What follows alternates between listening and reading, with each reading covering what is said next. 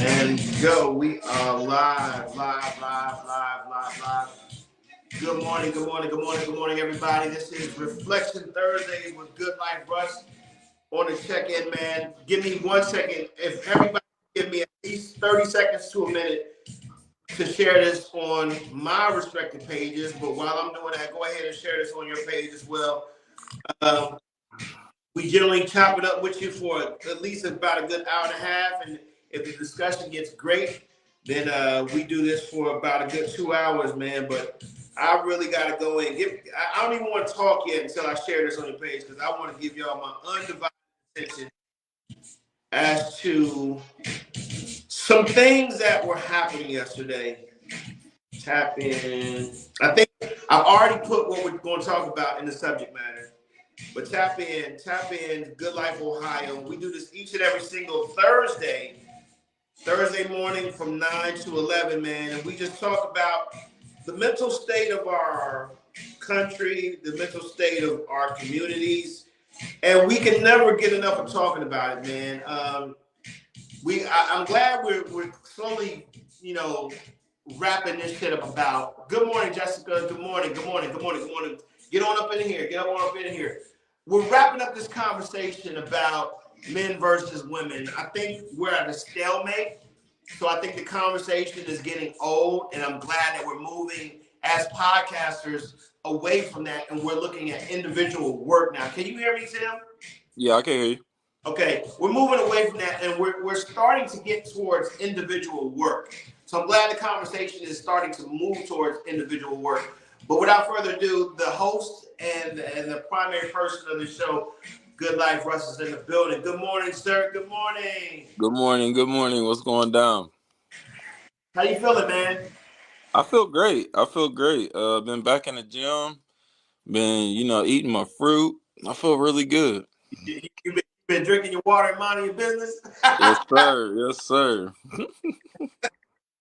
Well, man, before we get into what I want to talk about, because listen, I've been watching my timeline, and I'm a timeline watcher, and I don't comment everything, but I have I'm an right? So when I see people that I care about or I have love for doing things that I normally don't see them doing, I voice concern. So I want to talk about it, but before I get into that, man, let me tell you something, Tim. So just a little comic relief. I'm pretty sure you've seen the post. Me and my significant other, we set aside time twice a week to engage, connect, communicate, and date, right? So, on Sunday is usually our either dinner or dancing night, and she'll have a choice of bowling, whichever she chooses. But on Wednesday, it's not about going anywhere. It's about communicating. It's about, hey, how was your week? What problems we had during the week, how we hashed things out or whatever. So last night, we didn't want last night to be heavy at all. So it usually will engage in some wine, soft music, blah, blah, blah, blah, blah. So, I give her a couple options with the whole rom-com. A couple scary movies have just been released like that. So we going through the Netflix. And she settles on this documentary. It's chimpanzees in the wild. The shit was bugged out. I mean, so we're not even drinking wine at this point. We down in zombies. We going. We going zombie for zombie, right? So the more I'm going down this rabbit hole, these motherfucking chimpanzees is speaking to me. Like, really, I'm hearing the voices in my head, like, oh, okay. And really, it really debunks a lot of shit when people say we didn't evolve from a certain thing. Man, chimpanzees and them primates, they have more human characteristics than I thought, B. Like they are really tribal like we are. They really have that hierarchy of whatever and everything. Like the same shit that we have, they just don't speak. They don't have that. I mean, they have their own language, but I'm like, I don't know, bro. I think there's some sort of evolution there that we ain't really talking about. But watch that documentary on Netflix, man. Shit is bugged out. I ain't gonna lie. Okay, I'm gonna check it out. But I want to do that little comic relief because I was like, I'm sitting there watching this like this is where our date night pick selection is. But yeah, it was pretty dope. But to get into what our discussion is today, Uh-huh. I wanted to talk about social media and the psychological effects that it has on our nation in general. And the reason why I'm saying that is because as I look through my timeline, and I've had to make adjustments throughout the years of what I disclose on social media, what part of my personal life to share, what I consider as oversharing, um, and the emotions that I put into it. Some things I was taking way too seriously and way too personal. A lot of posts that other people were posting, I took them personally, and 9 times out of 10, that person wasn't even talking about me. And then if we have time and within the second hour, let's talk about the addictive traits that we have when it comes to social media. I see 3 people on the check-in, but I'm pretty sure if you guys share this on your page, we will get more listeners in because this is a great discussion today. Tim, so one of the things that also will prompt this discussion is I'm not a drama person, and Yeah. I'm not a T type of person, but I seen that you kind of spazzed out a little bit on social media yesterday. So Yeah. without really, I want you to lead the conversation. What Yeah, happened? yeah. I'm gonna tell you what happened. And the context behind it, because it feeds into what you just said. And I feel like we all have seen something on social media and took it personally. But the beauty is that's not the end of the situation. There's also how you handle it. And that's the only thing I get caught up in. Because I feel like that's where the respect or the disrespect lies. You dig? So the past few weeks, I've been finishing like more certifications through psychology. You know what I mean? Any type of education I ever acquire first is for common knowledge. It's so I know this information. Okay. The second is so I can try to apply this to my life. The Okay. third, if it works, I start sharing it with other people. Mm-hmm. Simple process. Right. So I posted last week because I finished a certification for Reiki and color therapy. Something and Reiki is a type of meditation. So it's something that I've been adding to my meditation circles. You know, I have homies, they do sound bowls, they'll do yoga. I'll do the guided meditation. Sure. Been doing these things for years. So somebody I've known, I'm talking 20 years. You know what I mean? Uh-huh. The day that I posted my last certification, which was the 24th, I guess they posted something as well. You know what I mean? From school, and they're a licensed counselor. Mm-hmm. Never inspired to be a counselor. I could care less about being a counselor. I can care less about a license through Ohio. Okay.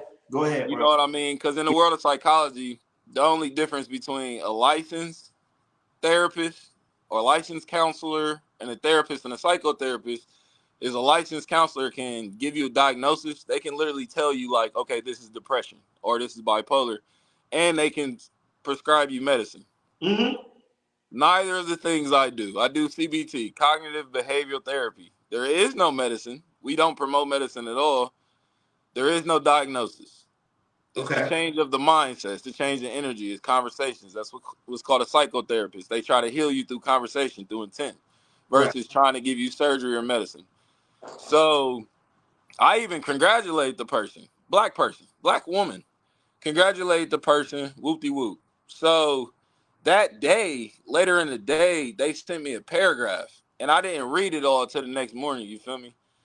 But I had already seen their page, and it was this long subliminal ass paragraph. So essentially, what they were saying to me was, well, started the shit off with, well, I don't even follow you on here no more. I just realized that, which is bullshit. Like, if you unfriend me, unfriend me. Stand on that. You know, don't act like it was a mistake. So they're like, all right, I already unfriended you, but someone sent me a post minutes after I made my post and was saying like, you posted this because I post, or that already threw me off. You know what I mean? Fuck what the paragraph talking about. That Right. already threw me off. So the more I'm reading it, it's just this passive aggressive ass message. So I get towards the middle, and it's like, yeah, acknowledges this is kind of messy. I mean, you think like you talking to me about some gossip, After you told me you don't even follow me, why are you even addressing what I post on my page? And why the hell would you think it got something to do with you? So then we get to the end, and it's just kind of like, oh, well, I don't even know if any of this is true or not, but what was presented to me, I'm already offended. I'm not cool no more after this point. Right. But because I sent love, I've only sent love since I've known this person. But Uh, thanks for the kind words. It has been a hard journey. Whoop-de whoop-de whoop. This was the whole paragraph. So I responded back to this. I read this first thing yesterday morning. So I responded back to this like, first off, I don't care what anyone says about me. You dig what I'm saying? I mm-hmm. feel like as a logical man, a man of principle, come talk to me. You could have had a conversation. You know me. You have my number.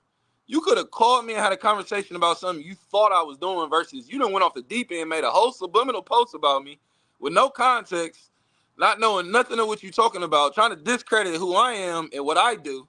You dig what I'm saying? Over some, like, let's talk about it. Over some white people shit. I So, don't care about. give me Go one second. ahead. So what was the? Give me one more time. What was the subliminal thing that offended you that was said? So the whole subliminal thing essentially was, oh, so this person does therapy. Like, where's their license? How does the State Board of Ohio recognize them as a licensed therapist? And like, which is the part, you feel me? People can feel however they want to feel about anything anyone does. Right. But let's have a conversation. You dig what I'm saying? And this, to me, behind it was the social media validation. I don't look for validation from social media.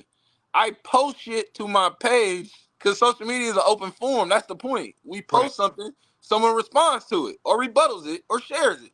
Right. I've never looked at someone's page and then posted this out of spite because they're posting it. And let's talk about it. Even if I did, what would be the issue?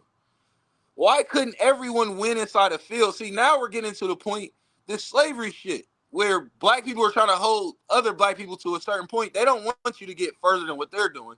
So they have to discredit what you're doing in some way, shape, or form. How do they do that? They usually do it through education. Oh, well, did you go to college for this? Did you go to school for this? You have a license, you got a permit, you some legal shit. You dig what I'm saying? But to me, all of that fits into the systematic racism. It's so funny that black people do it against each other. Look at how many professions actually need a license. Like, you don't need a license to be a musician. You don't No. need a license to be a chef.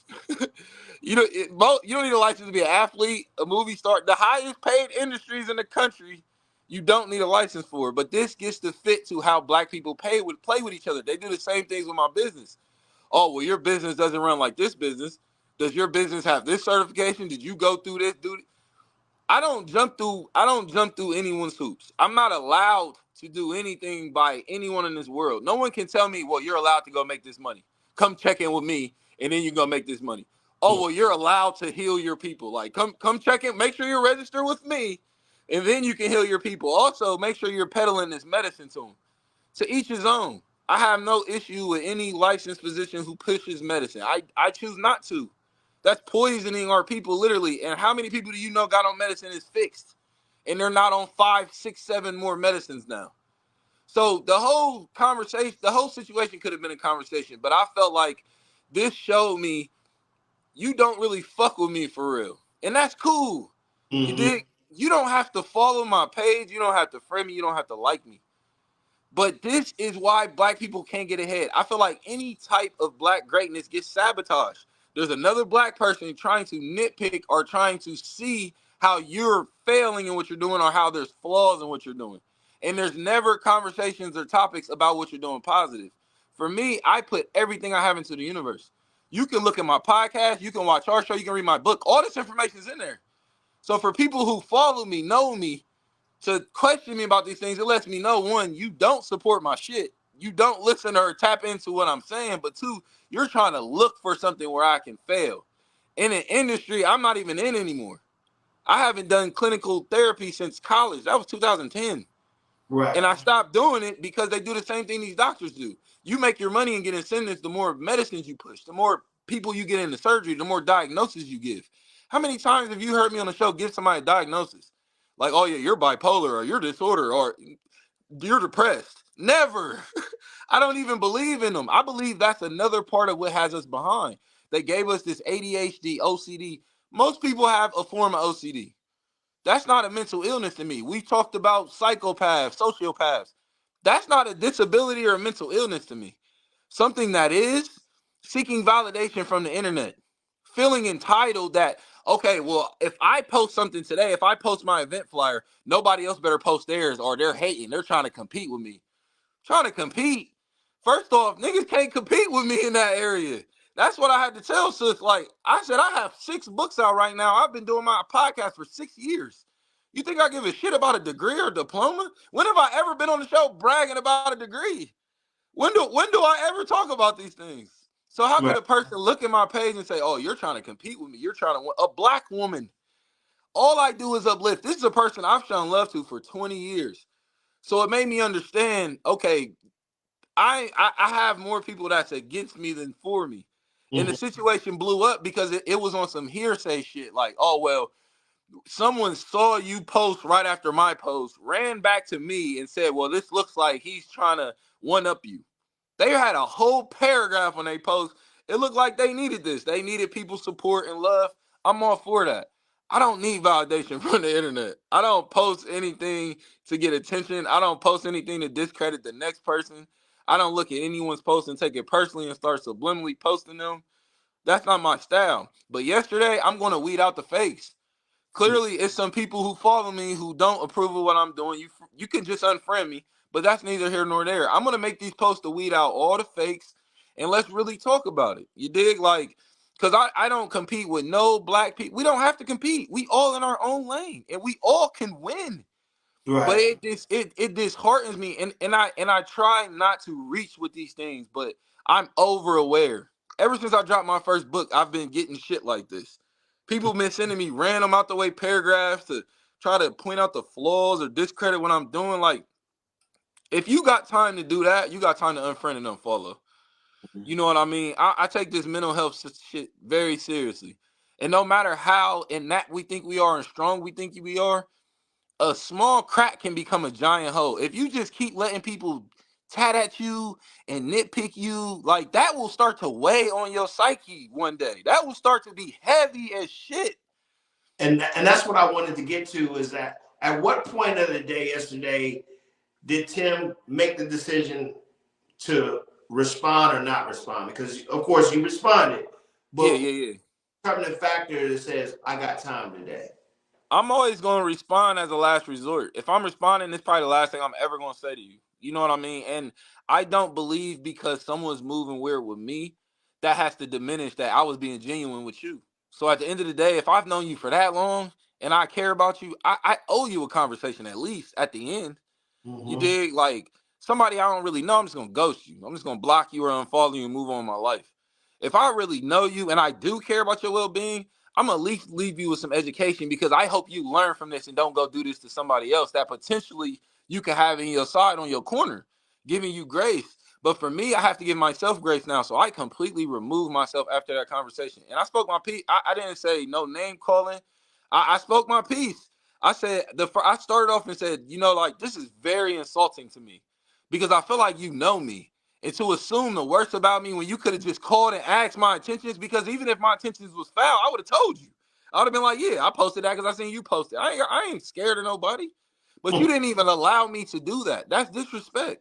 Respect for me is allowing me to educate you or allowing me to agree with you. Mm-hmm. Disrespect is coming up with your own belief about what happened so you don't have to deal with me. You Mm-hmm. dig what I'm saying? You're trying to have a conversation about me without me in it, which means you never cared about my respect. You never cared about understanding. You needed this story to be true. You partly believed it. You just wanted to see how I was going to react with your response. With this person's 40 years old. Right. Like, we ain't kids.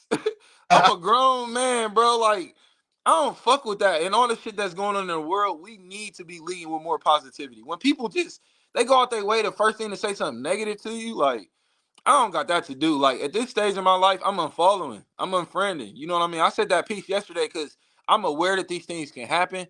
But the person that did it, like that really shocked me. I ain't gonna lie, it threw me off. Like Right. I was, because when I first seen the message, you know how that go. When you go open up a message, you can only see part of it. You like, oh man. So when I seen it, I'm like, it's probably cool. When I opened it and started reading it, I was like, oh, this is coming from like an op. this seems like a person that doesn't like me that's responding right now. And I tell people a lot of times how a post is interpreted is based on timing, the timing of the post. And this is what a lot of people don't understand is like, and if you don't care, then you just don't care. Yeah. But a lot of times, if you're beefing with somebody and you just randomly post something that could be applicable to the situation that you're going through, you may very well in mind not be aiming that particular post at that person, but the timing Yeah. going to, you know, let me see if a man Kev went, or that's wild. That's wild. Wild is in the building. Hold on, let me add it to the stream. Well, oh, cause she in this shit. She in it too. Good morning. Big Good sis. morning. But Yo, yeah. Hey, sissy. What was you saying, Delayne? Yeah, so a lot of times, what can be interpreted as a sub Yeah. is your timing. If you're in it with someone, or if you're in a disagreement with someone, you can easily say, "Oh, that wasn't about you." But how convenient is the timing Yeah. from our disagreement to what you posted? Now, if you don't care, again, I agree with you, Tim. If you don't care, you just don't care. Yeah. But our relationship is to move in a positive direction. I would think that you would be mindful before you would post if we're at odds with each other. Well, if under that context, 100%. But then again, that kind of feeds into my point. If I have a whole picture and you're just trying to focus on the corner of it, you can't tell me about the picture. You haven't seen the picture. You know what I mean? So in that instance, like I told you, there was 2 certifications I got. I posted my first one on April 17th. Nobody posted anything. I posted the second one on April 24th, and now it's conveniently that I'm doing this based on other people. So that's what sparked. Now I'm being petty. Okay, so I must be posting my books because y'all posting y'all's books. Oh, wait, niggas don't have books. Oh, I must be posting my podcast because y'all post. Oh, shit, niggas don't have a podcast. So for someone to try to dissect 1% of shit I post and make it about them, does it seem like I'm the problem or they the problem? and on the both certifications, all my caption said was more bags. Does that seem like that's directed at anyone? Does that seem like I'm being funny? Or does that seem like I'm making a general post? Which if you follow my page, I post shit all the time. I even sent sis the date on I got the certificate that day. I posted it 5 minutes after it hit my email. You dig? So, So again, it's not that someone took what I posted personally. This situation is special because this person knows me. So now this interaction is showing me our dynamic. If you, to me, a friendly, someone that's in your family wants to give you the benefit of the doubt. To me, a op, they're looking for the fault in what you're doing. They're looking how what you're doing is offensive. You a op. so can I get a clarification? Yeah, go ahead. Was your post interpreted as you were flexing on a person? Yeah, yes. Like I was trying to compete. Like, y'all getting certified? I'm getting certified too. I've been getting certified since 2009. This ain't nothing new. People are just now starting to follow me. You see what I'm saying? So if you have no context, you should have no opinion. That's what's wrong with most people today.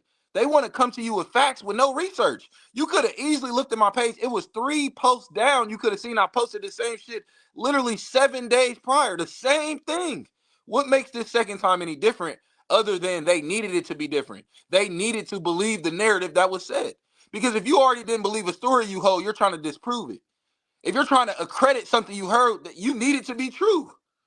So for someone that knows me, why would you need some negativity about me to be true? When you can't tag me or send me nothing I've said negative about you ever. And I have face-to-face conversations with people. And when we can't talk face-to-face on the internet, I remind them I have a podcast. You know, you can come on here and we can talk about it. They never show up. But these subliminal posts show up. These paragraphs in my messages show up asking me what not to post on social media. And you bash women and you do this. Oh, you must not know me. You're trying to paint a picture about me and you're getting upset at me because I don't want to live in that picture. Because I know the truth. I know me. And it doesn't take but 2 seconds to get to know me, have a conversation. Ask me. But if you're going to jump to your own conclusions, I've seen all I need to know. I've lost respect because you have no respect for me. So when is there a time to respond to pettiness, and when is there a time to ignore it? I respond to pettiness when I'm on my way out the door, cause I'm naturally a petty person. You know what I mean? I just realized, you get bees better with honey, not shit. You dig? Just life shit. But I'm petty. I don't mind being petty because I know you earned it. I know you helped me get to this point. I didn't just wake up and want to be petty. I don't feel like I'm petty with you. I don't feel like I'm petty with her because it's our dynamic. But if someone opens that door for me, shit, I'm gonna give them what they want. I ain't gonna hold back for what. You already showed me you don't care about consequences. So bet let's show some consequences because hopefully you don't do this with anyone else. You don't have the opportunity to do it with me. I don't need people in that way. So once I cut you off, I'm done. I'm not reaching back out. I'm not checking on you. I'm not sending love your way. All of that shit is dead. So how could that be worth it? How could a misunderstanding be worth it in my eyes? If I've known you for 20 years and we boys, you're gonna allow a misunderstanding for us not to be cool no more when you could have just called my phone? Right. And here's the thing. It's one thing when I see people going back and forth that don't have representation, a brand, a platform. Why come back? When I Uh-huh. when I see that, then it's understandable, right? It's Yeah. understandable when people don't have platforms and then they just randomly, you take me as I am. This is my page. Right, right. And you unsubscribe or delete, unfriend, whatever. But I think there's a social responsibility that I even had to learn. Let me bring Walisha back in. And Uh-huh. what I'm saying. There's a welcome back. There's a social responsibility that I had to learn that a person with a platform, a brand, that yeah, I want to get at these people publicly, but how am I perceived once I respond, right? Yeah, And yeah. I'm not taking a high road here. I'm creating dialogue. Now I hear what you're saying. So this is a continual lesson for me because I wouldn't say that I'm petty, but I'm responsive. Yeah. Definitely responsive, and I'll even go on a limb and say I'm sensitive. I'm a very sensitive person, which means that yeah, if you hurt me, you're gonna know about it. You know what I'm Yeah. saying? Absolutely. Via my page, via I'm going to be in your DMs, or you gonna get a phone call, or can we meet up somewhere? Whatever the situation be, you're gonna feel what you've done to me. You know what I'm saying?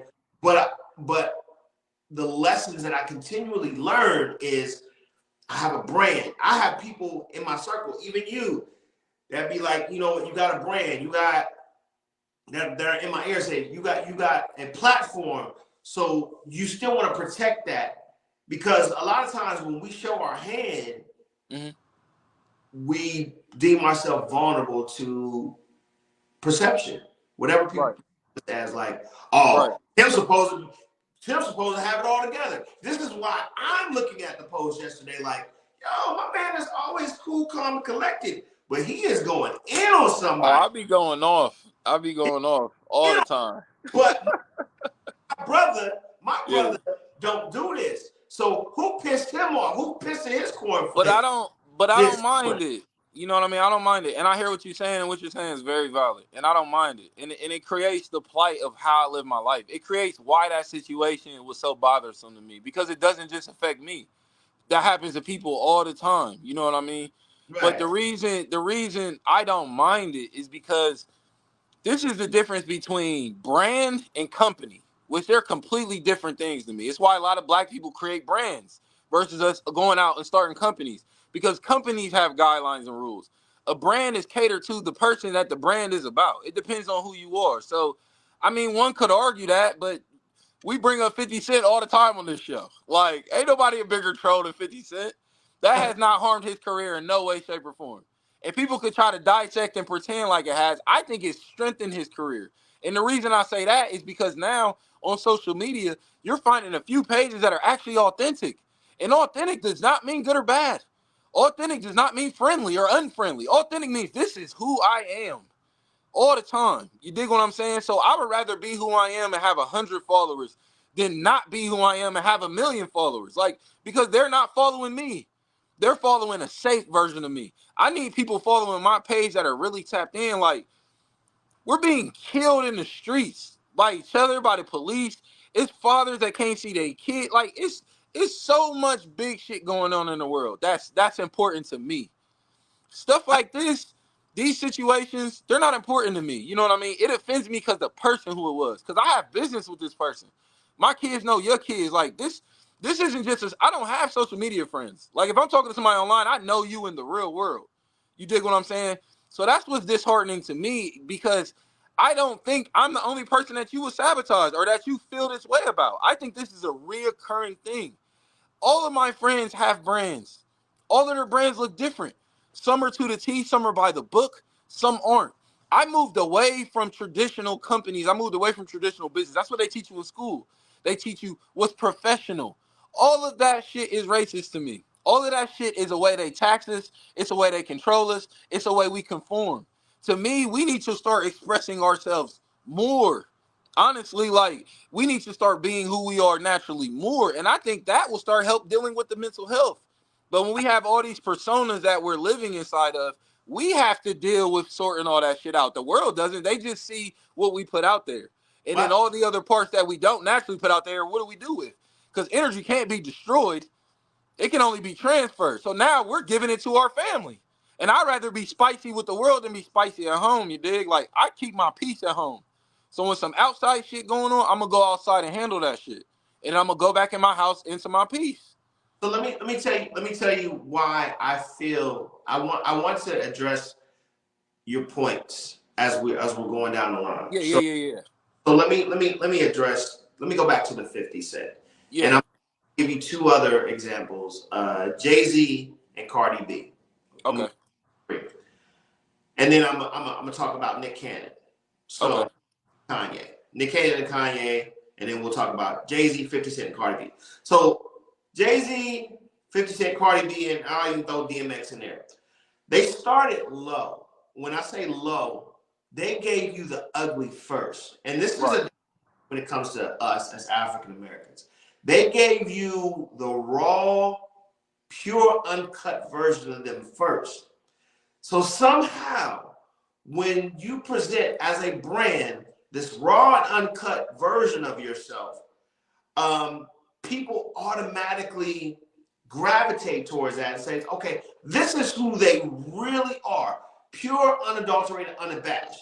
Now, when these 3, 4 brands start to elevate and start to form businesses and they start to develop their brand and start to develop more sophisticated ways of presenting themselves, people look at that as a polishing, or I didn't know that they were actually intelligent. I didn't know that they were actually super smart. So that's more praise because these 4 gave the pure unadulterated version of themselves. Like, I will bust your ass. I will kill you. I will F your man. I will do this. So now as they start to elevate, people are like, oh, they really are cool people. Now, let's take your Nick Cannons and people who come with the pure presentation first.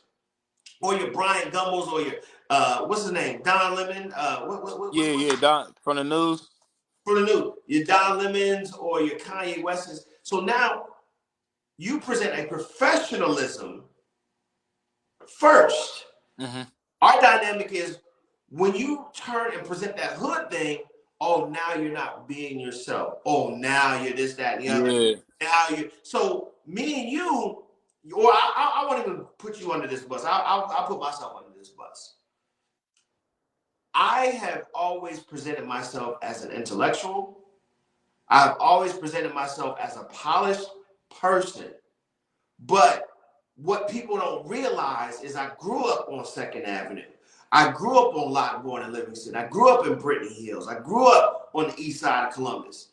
So there's so much hood in me. But because I presented the professional side of me first, when I get into somebody's ass or when I act an ass, that's the real me. But now you feel like I'm acting out of character. I'm trying to be something that I'm not because you done got on my bad side. Now I show you who the real person is. Like, oh, Delayne cuss. Like, people, even to this day, be like, Delayne cusses?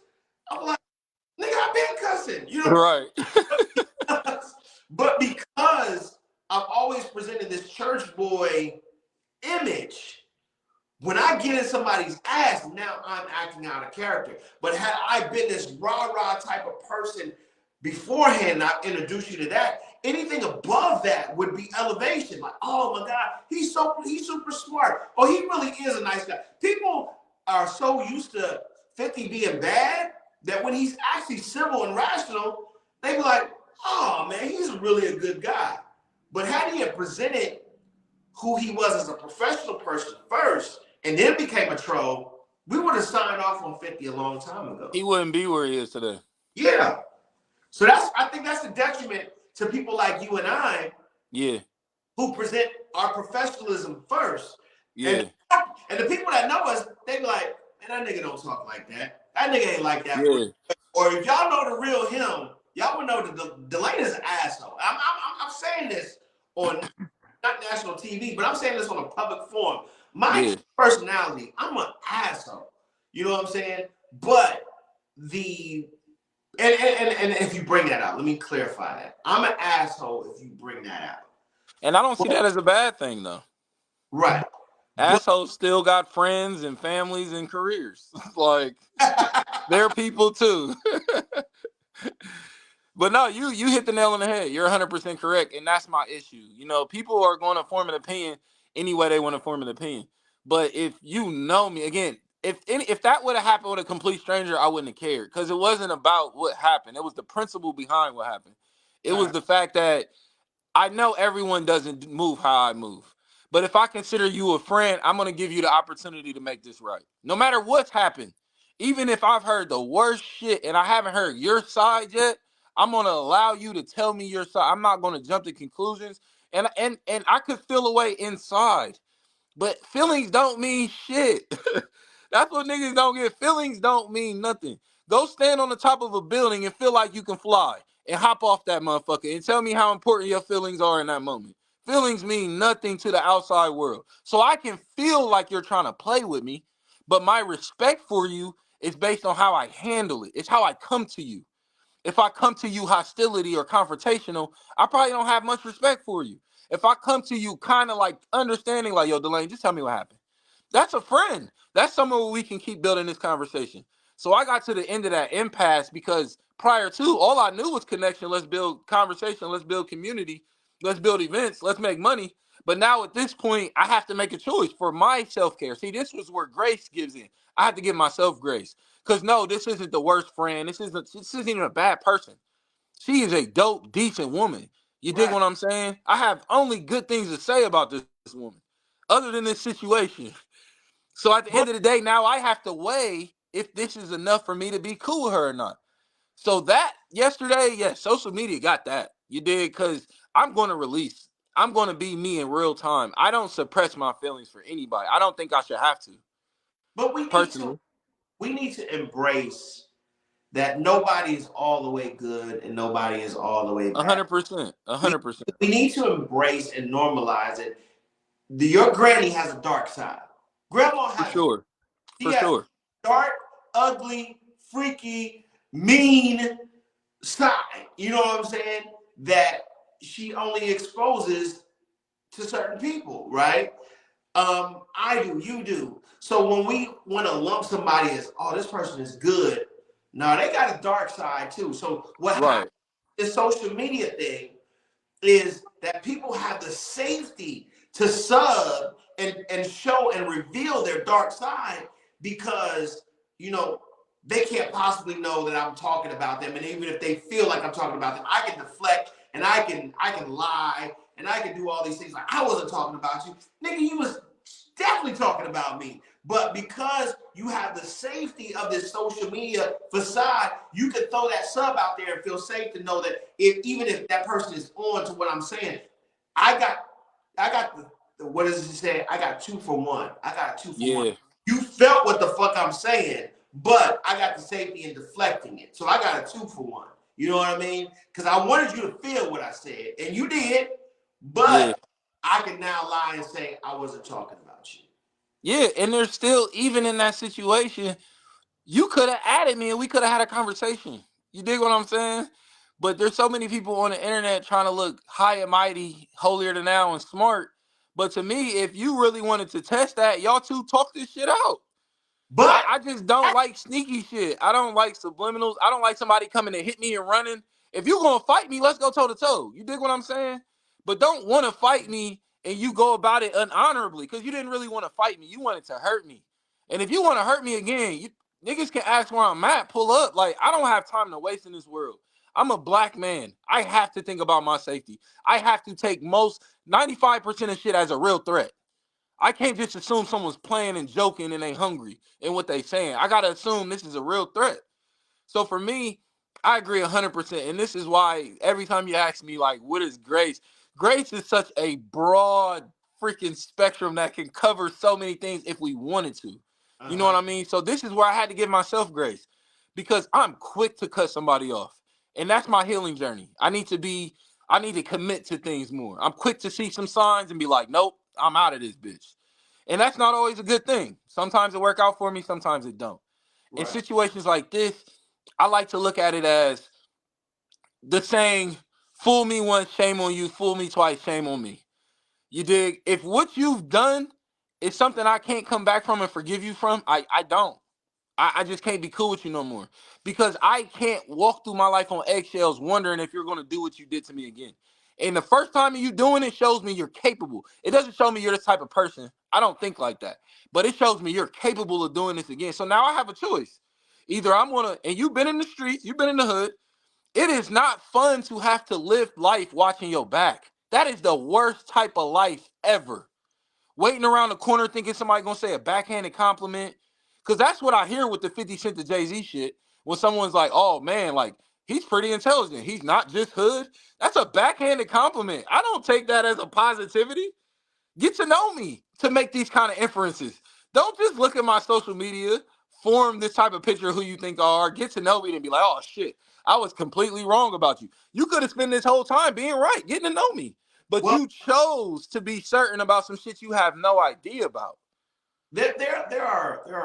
uh, there are words that have been introduced to us via this social media culture, and one of those words is unbothered. You know, Yeah, everybody wants to walk around like they are unbothered by yeah, it. So a lot of times, going back to your point, when somebody says, "Well, you can at me," you know what I'm saying, or we can really get it in out the mud, or we can really get it cracking if you really feel a certain type of way. But if I at you or if I address the problem, now I've acknowledged that this is real and you live in my head now. Now you are affecting me. Whatever it is that you have going on in your life affects me. So this is why the sub is created. Because if I at this person, now I've made it real. And nobody wants, because we want to be unbothered and nobody wants to be sensitive. Nobody's bothered by anybody. And they want to protect that because everybody, and this is one thing that I've noticed a lot, is people walking around. I get attacked for saying this, but I know better because I've been in the world a long time. And people walk around with this false confidence. Like it's yeah, cool to have it, but I know who has it and who don't by the way they react, by the way they respond, different things like that. So when I see people throw subs out, I'd be like, oh, you're bothered.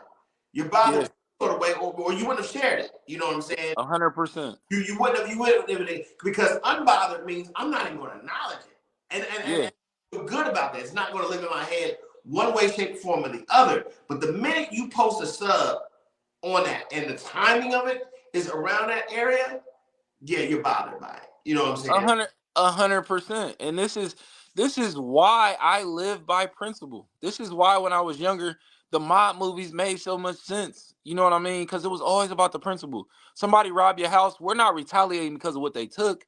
It's because if we do nothing now, everyone thinks they can come rob our house. And sometimes that's the only plateau I'm coming from. And if I lose 100 followers behind it, so be it. Like I was being me. I could lay my head down tonight. I could look in the mirror and say, you know what, you was yourself. You did not back down from who you are just because you try to keep this friend, or just because you didn't want to step on his toe, or just because you didn't want to ruffle no feathers. Well, people get on here and talk about my situation all the day, all the time. Every time I log in, I see something about a single father, a deadbeat father, a baby dad, a black man, black Mhm. on black crime, black men are betas, black men are homosexual. Every fucking day, every single day. You know what I mean? No one is unbothered. That is a fictitious thing. Look at how that's going for Omarion. No one is unbothered. We're all very bothered about these things. And what's festering on the inside is we can't express it. The black man don't have a platform to say, well, you know what, you hurt my feelings, dog. Oh, black men don't talk like that. But what if you really did hurt this man's feelings? And what if this man's feelings been hurt his whole life and he's never been able to address it? You know Now, how many black men I talk to now in their 40s and 50s that's like, you know what, I was hurting for 30 years and realize it and then start healing it. That shit breaks my fucking heart. And there's people out here who can listen to them and giving them the platform to speak, but they expecting us to be perfect. I'm not perfect. I'm not perfect. I don't aspire to be perfect. I'm fucked up. You dig? And my people love me the way I am. So if no one else out there loves me, I'm going to speak my truth. If that shit gets me killed one day, I'm going to speak my truth because I don't want to see the type of person I become from not speaking my truth. and that's perfect because you know I'm either embraced or despised because I'm not afraid to feel. I'm not afraid to feel. I'm not afraid to express a hurt. I'm not afraid to say, "Hey, this is what I'm going through today." Now, I've learned that if I'm feeling or if I want to express that, then not everybody's going to care.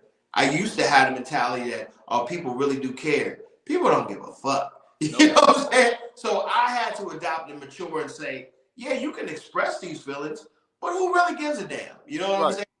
But going back to what you said, that was another thing that social media brought about is you're in your feelings. You're in your feelings, which has created a culture of people now being unfeeling, of being not so empathetic. We've created this unbothered, get out your feelings culture, and then we wonder why the future, the generation up under us, they don't have any feelings Yeah. because we've created this culture now. And it's because we lack communication. And this is my whole issue with this internet situation. I can come to you and say, you know what, Delayne, you hurt my feelings. And you could hear, oh, he's mad at me. Or oh, he thinks I'm a bad guy. Or you dig what I'm saying? That's poor communication. You could have just hurt my feelings. That doesn't mean you're a bad guy. That doesn't mean I want to be your friend no more. I'm updating you on how I feel. So too many times, that's why men don't have that platform, because when we tell somebody our feelings, they use them as a weapon against us. Mm. Or they use them to try to discredit us in another area. Mm-hmm. Oh, you a feeling nigga. That's why you can't do them push-ups, huh? Like, wait, huh? Like, wait a minute. Like, hold up. How did this come to talking about how you feel about my feelings? Right. Because my feelings was just an olive branch. This is now, again, I'm under that fool me once, fool me twice principle. So Yeah. you play with me, that's once. I express my feelings to you, you reject them, that's twice. That's two times we out. We don't get to strike three in my game. We only 2-strike game minimum. We done. We're out now. I gave you that opportunity to show me you got at least an ounce of respect for me. Not to say the right thing, not to even apologize. I don't care about that. I just want to see, I'll see your remorse through your response. And if you act like you don't give a fuck, it's because you don't. That's cool. So now I know to step back. I know now when I get all this abundance, when I go work with my man who got a radio station, and he's like, oh, yo, money making Mondays, I'm not hitting your phone. I'm not emailing you. That's my pettiness. That's my retaliation. I'm going to make you feel what you did to me straight up. I'm going to make you stand on that. And it's not because I want you to have a terrible life. It's because there's a lot of other people running to me like that, and unfortunately, they might run into you. And do not play with them how you play with me. This person could be the motherfucker to teach you love. This could be a soulmate. This could be your children's stepfather. Don't play with them how you play. Let this be your lesson. I'm an educator. That's all I'm here for. I'm not here to be mad at people. I'm not here to make people think they're inadequate. I don't think that. You know what I mean? I had no foul words to say to this woman. I do the same on social media. We can have a disagreement. I'm not about to start name calling. I'm not about to start accusing you with things. I'm going to tell you how I feel. I'm going to allow you to rebuttal. If you choose not to, no response is definitely a response. And I'm listening. I feel like, and I want people to be clear on this podcast, this connection should be self-care. you go into disconnection thinking that you are going to harm the other person, you in turn will still harm yourself. And the reason why you will harm yourself is that a person who doesn't care will go on with their life and they will go on and thrive. I call myself cutting people off. And this is a personal testimony. There was a time in 2017, between the years of 2017 and 2019, I called myself disconnecting from people, cutting people off, and thinking that my absence would be and have an impact or a certain sort of impact on these people. Till these people went off and lived their life and lived their best life, not just live their life, but live their best life. You know what I'm saying? So, I'm listening. Go I ahead. feel like when you disconnect somebody from someone, let it always be from an energy of self-care because people don't give a shit. See, I would have to disagree though, and you're not disconnecting because they care. You're disconnecting because you know who you are. You know you as Lane. I know me as Tim. Mm-hmm. I bring light. I bring light, and it's because of my mindset. My mindset is I don't want to enter any situation and take more than what I've brought. So if you got point 0.5 for me, I'm trying to leave 2. You got 10 for me, I'm trying to leave 20.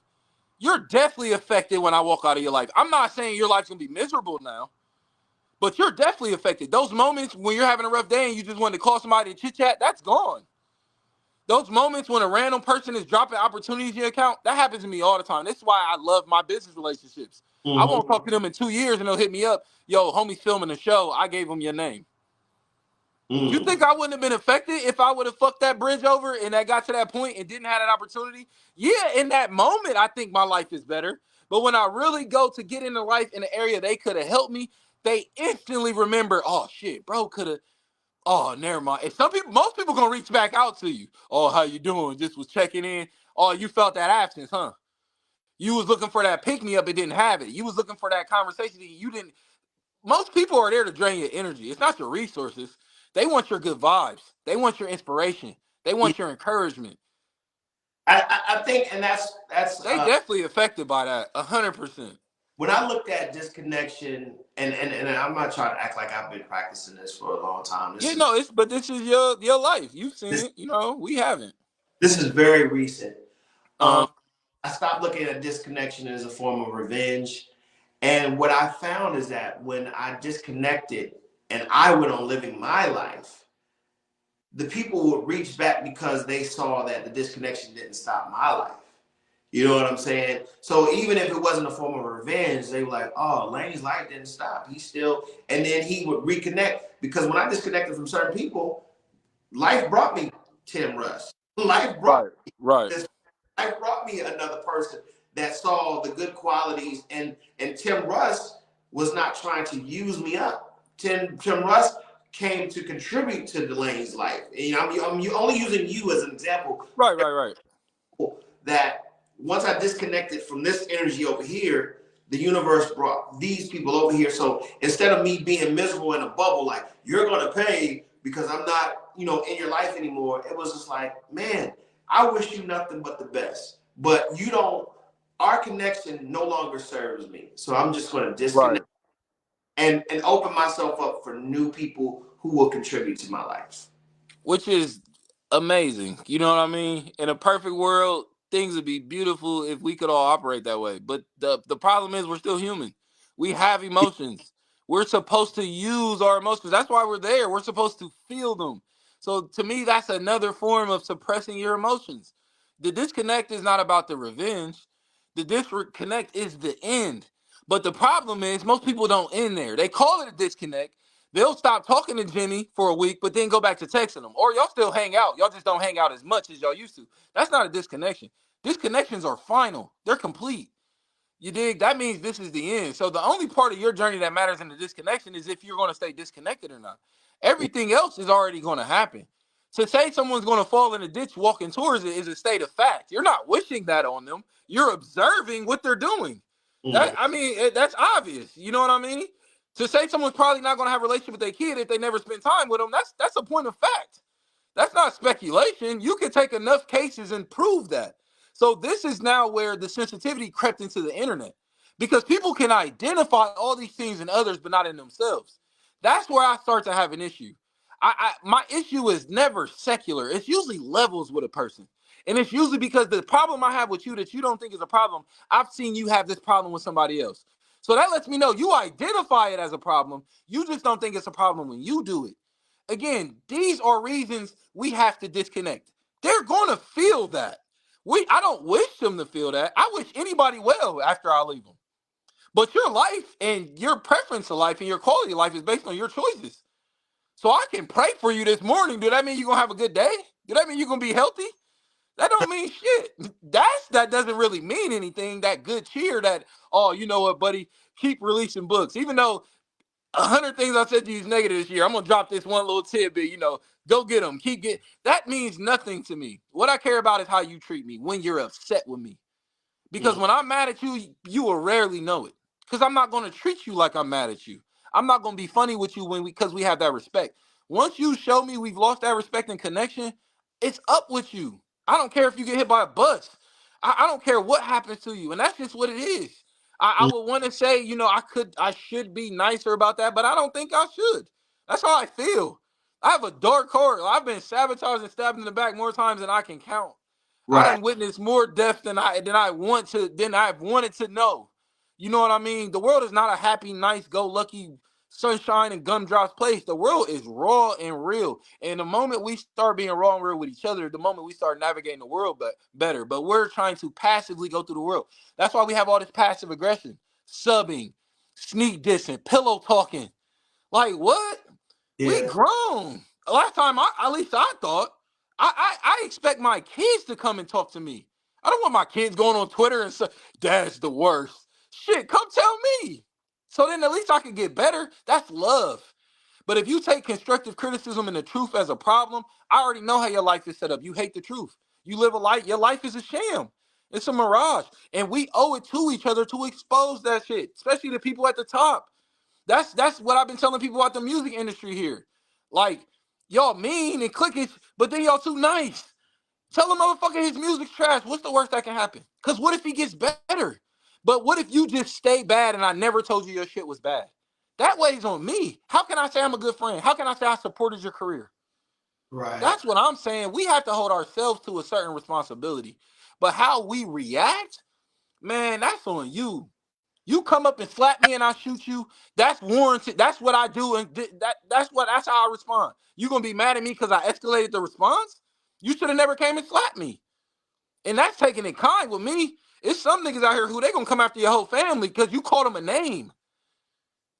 Right. I mean, and this is what the story was earlier, is that, I mean, for those who are just now tapped in to Reflection Thursday with Good Life Russ, we're talking about how far things can go. I mean, from the internet to an actual physical situation. There was a story that Trinae read earlier that a guy had posted a picture of him and his girl, and a responder reacted in a laughing emoji, I guess, making fun of the picture that was posted. The guy that was involved in the picture invited the gentleman to fight. The guy, I guess, that came to the fight lost. I'm not sure. One of them lost and killed the other one. Now that escalated, and that could have been a shrug of the shoulders, like, "Oh, you laughed at my emoji," but this thing is getting real. You know what I'm saying? Cyberbullying is getting real.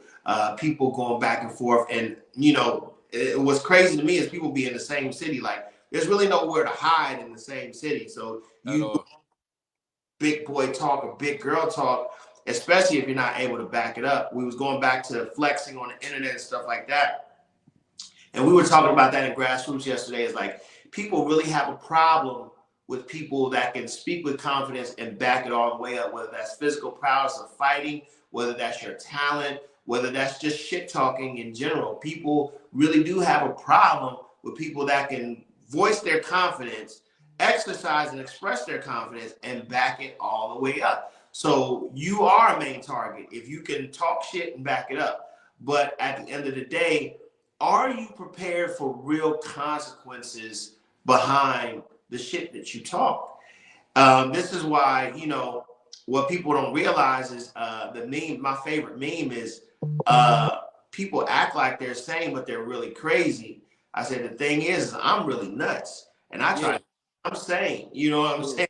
I have all kinds of PTSD. I have all kinds of rage. I have all kinds of anger issues that what I really suppress is my physicality to reach out and smack the shit out of you. You know what I'm saying? Yeah. When I'm that mad, or bring it to whatever physicality that I have to bring it to because you have made me that angry. The last time I got angry, I was in jail for 30 days. I'm talking about really angry. You know what I'm saying? So that is what I have to suppress, is that rage, that where I know how far I can take it, right?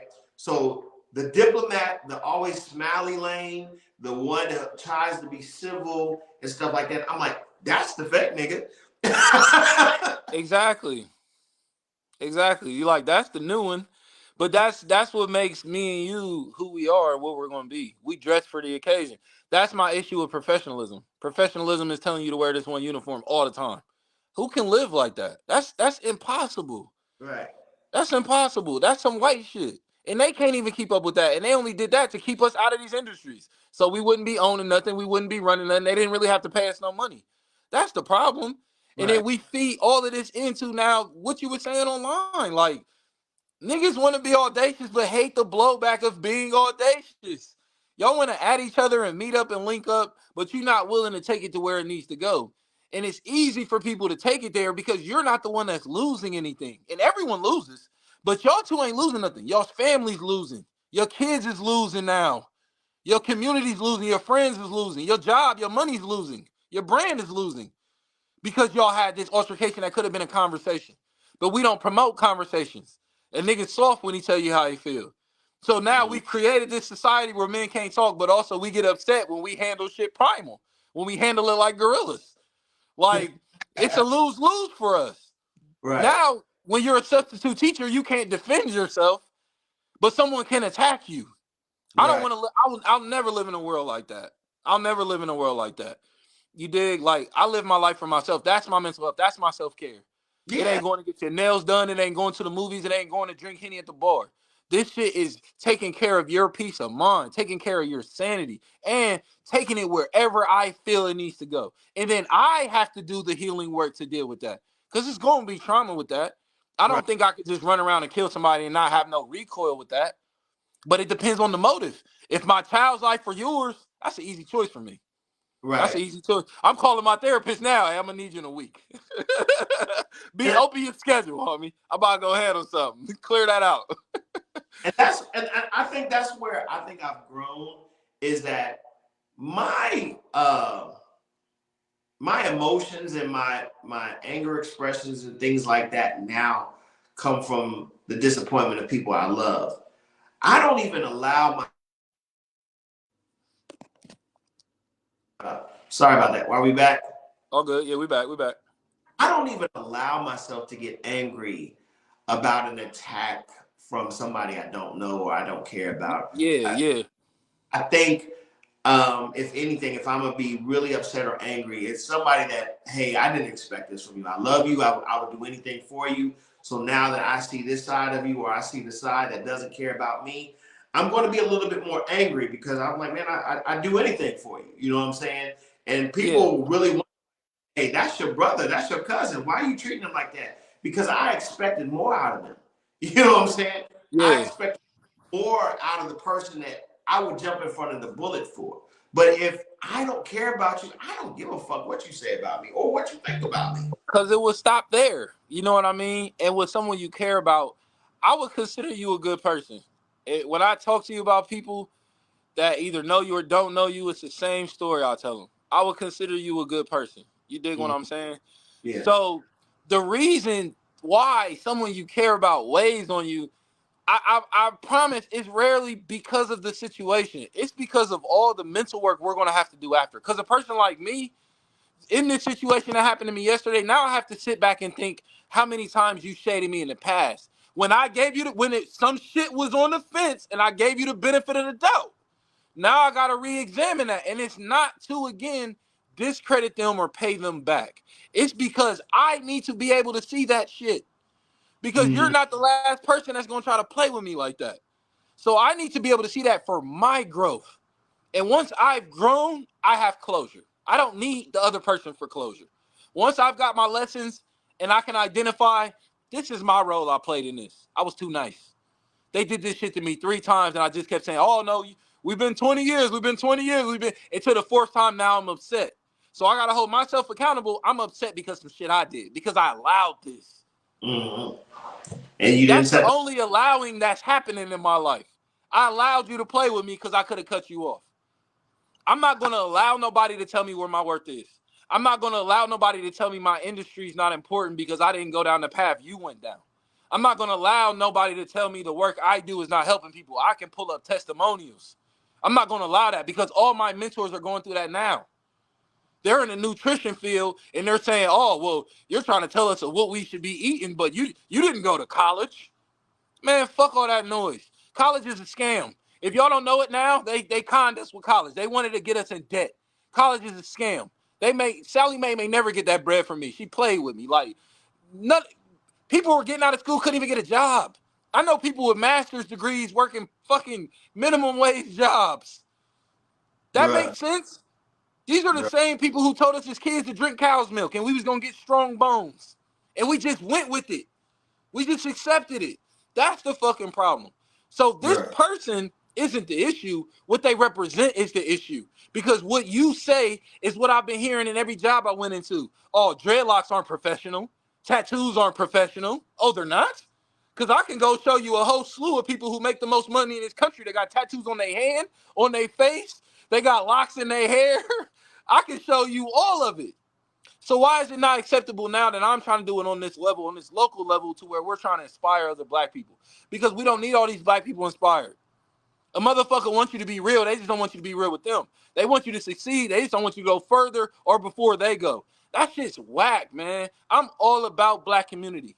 I support all my brothers' brands and businesses, even if it's buying a sock, even if it's a share, even if it's coming out to your event when I can. I am going to spread love. I get pissed seeing the same shit with my homies who's opening up restaurants. They make one mistake. Oh, I'm never shopping with bro again. But you eat McDonald's every day. I know they done fucked up your order once or twice. What we talking about? Oh, this black restaurant need to close down. They don't know how to run their business. So we can't give constructive criticism. There's a way that you can say what you said through love. There's a way that you can say what you're saying through grace. But if you come to me with no love, no grace, no respect, oh, I'm going to show my ass. The profession's out the window. I'm in my jumpsuit now. I got my fucking Air Forces on, the black ones. I'm going to show you my ass because I can get like that too. Like, at the end of the day, I don't think we should be trying to be one spectrum of anything. I am multiple things. I aspire to be multiple things. So I'm going to be respected as I am. What'd you say? But look at it like this. I can come to you today and say, Tim, you're a white man. Right. I mean, well, I can say, Tim, you're a white man. Now, nothing about that is going to offend you. Nothing about that is going to Right. trigger. Nothing like that. Why is that? Because Tim knows that he's a black man. You Exactly. know? So I think a lot of the reactions that I had to come to the terms with is that, Delayne, you're allowing these people to affect you and bother you because you still don't know who you are. If somebody said that you are a bad person, or if they say you're cruel, or, I had one person tell me one time, I despise black women.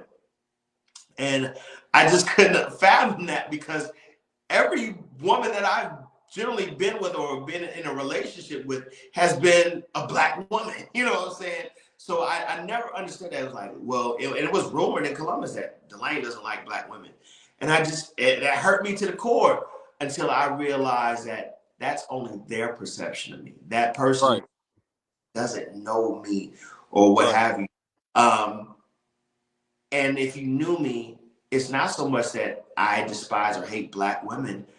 I want to see better for my entire race. I am tired of us being at odds with one another. But what I want to see in my queens, I'm not seeing in my queens the respect that I feel that they should have more for themselves. But I can't want more for them than what they want for themselves. Or I haven't, like me and Kevin Stringer had an awesome conversation.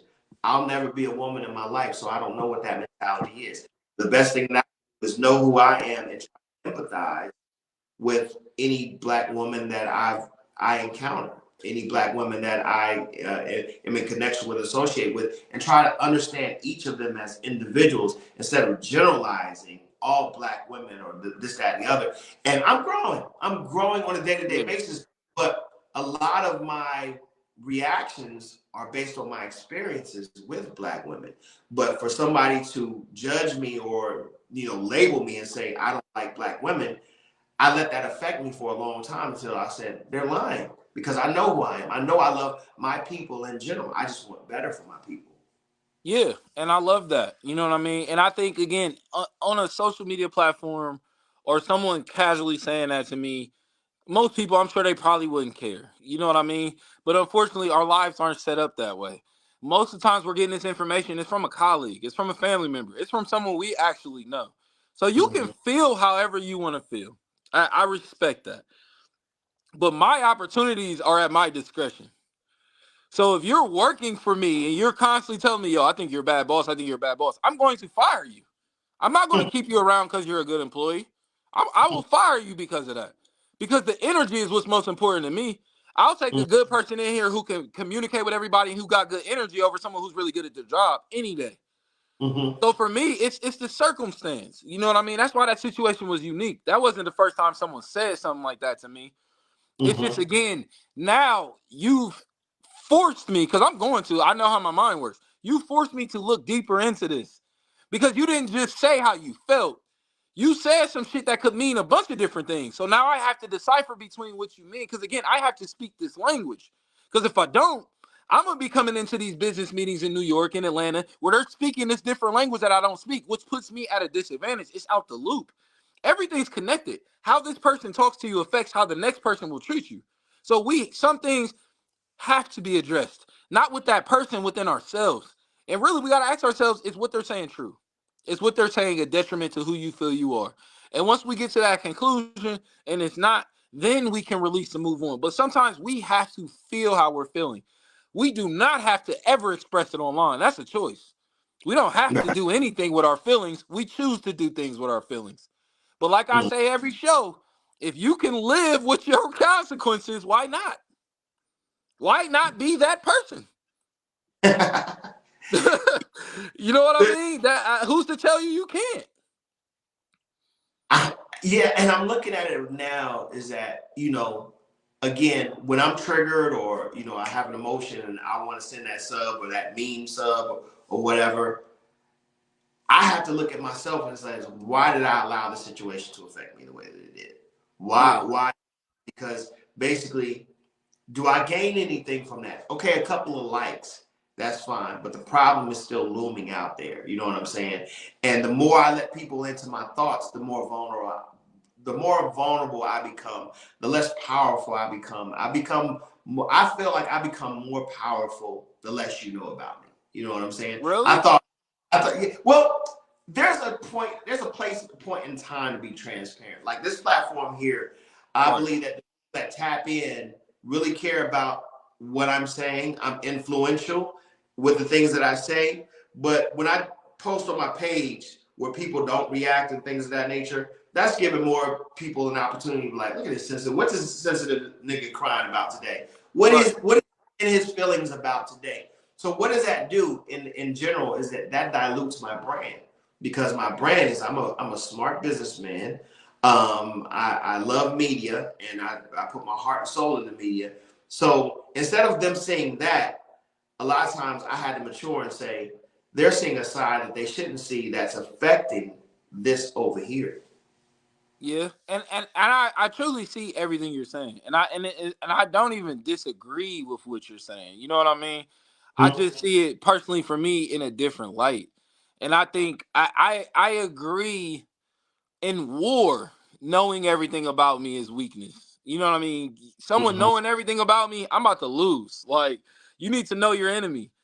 In love and family, no, it's the opposite. So this is where we get these lines crossed.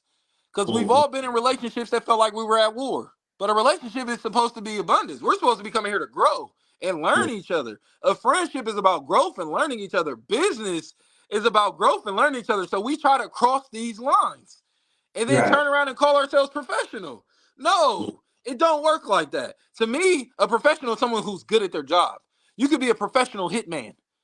Like, it's someone who's really good at their job and you do your job to the T. It has nothing to do with your character.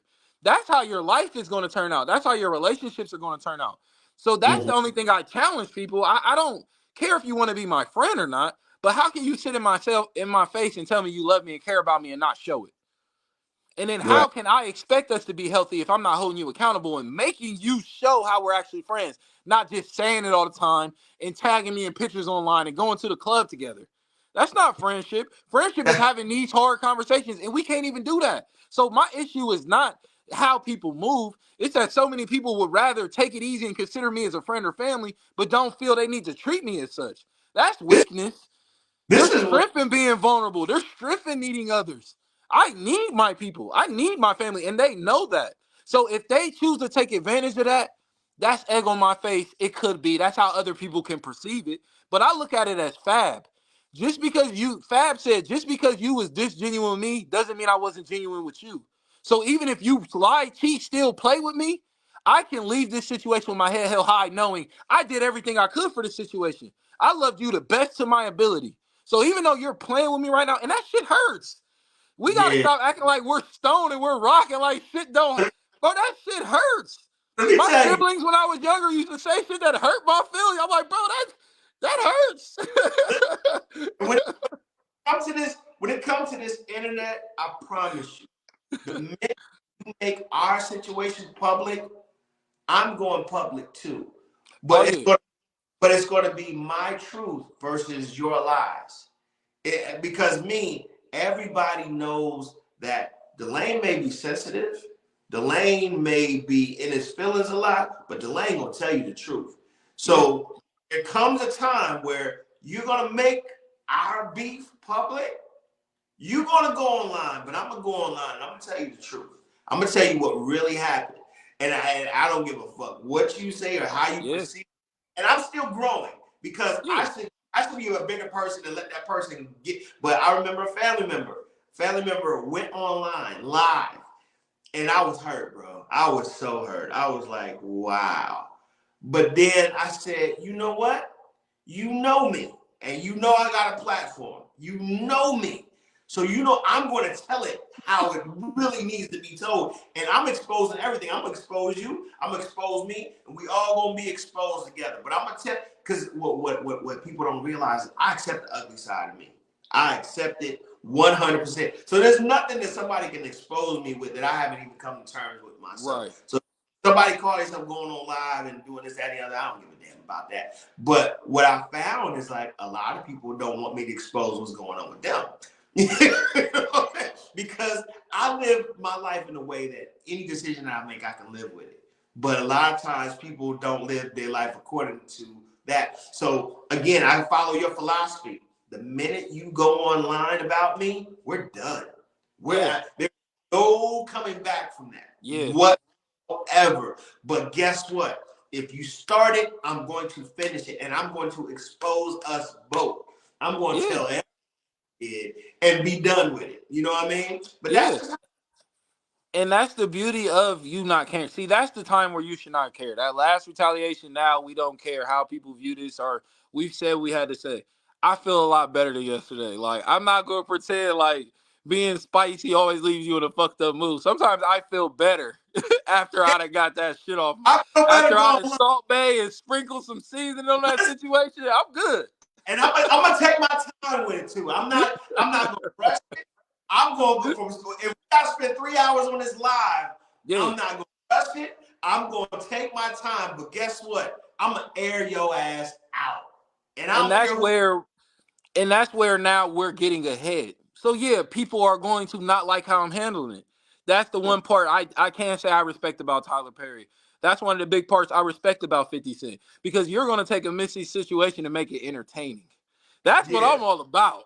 We entertainers. You gonna play with me like I ain't about to make this a Yeah. joke about you? I'm gonna air your ass out every time. And there's gonna be a few people in that situation who feels I'm upset because of how I'm responding. Again, how I live keeps me safe. I overstand What someone's saying about me says more about you than what you think it's saying about me. You don't know me at the end of the day. And if you cared enough, you would get to know me. But most people won't. Because they need to believe the narrative. They kind of want that to be true. Niggas want me to be a fraud. Okay, I'm a fraud. Come pull my card. Cause the nigga hasn't done it yet. I'm still waiting. I went on social media yesterday. Y'all think I'm competing with somebody? Let's start posting resumes. I haven't received one yet. It's the fourth time I asked this year. Cause as soon as I start dropping books, niggas start changing, and that's cool. But let's talk about it. Ain't that where we get the platforms? Ain't that what men wanted? We wanted a platform to speak on these things. So let's talk. Let's have some blue table talk. They got Netflix. I mean, Facebook got rid of Jade and red table talk. Let's do some blue table talk. Let's sit everyone down and let's talk about this shit then. If it's that serious to them, because I'm prepared to talk about it. I'm in my feelings, right? So shit, let's talk about it. But Yeah. they're afraid of a black man with power. They're afraid of a black man in his feelings because he gonna make action happen. Look at any revolutionary.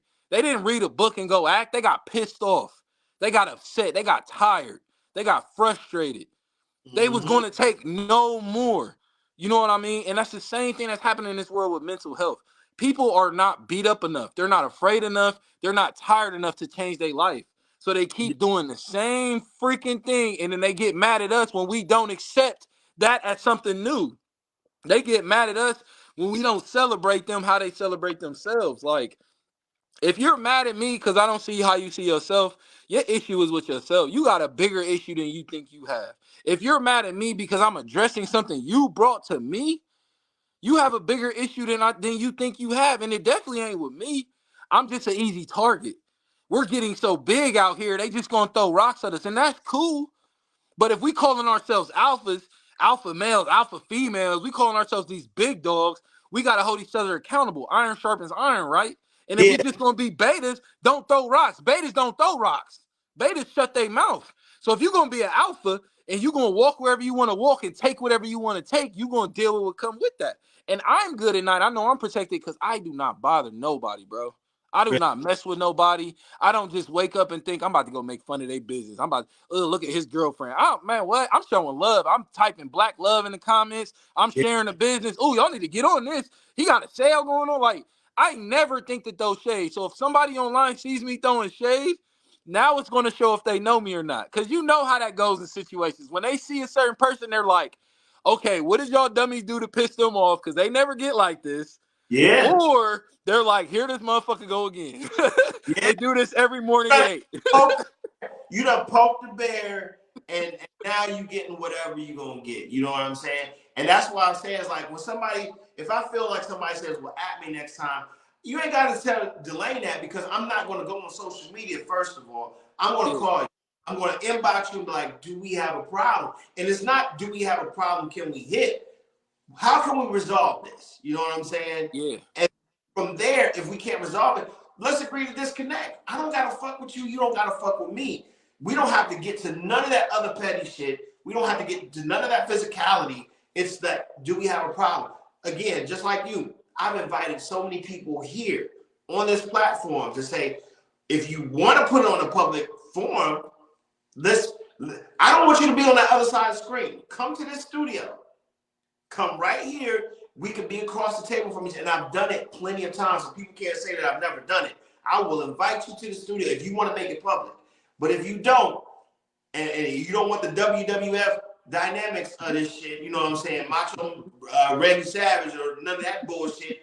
Let's go ahead and chop this up in a conversation. Spend about 2 or 3 hours. You know, I listen to you, you listen to me, and then we'll be done with it. After we've had this conversation, I don't want to revisit this anymore. You know what I'm saying? ever, And then ever. there, but nobody has to say, Delayne at me next time. No, I'm not going to ask you nothing. We're going to have a conversation. Yeah.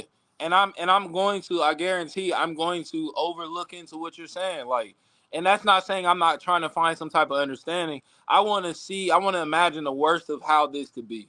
Cause I really don't know how other people's lives set up. You know, to each his own. I take my passions very seriously.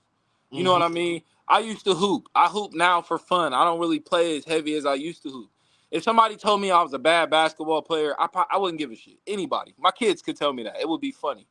Right. If you tell me I don't know what I'm doing in mental health and psychology, you know what I mean? That hurts. I have friends who were suicidal. I had to talk off the ledge.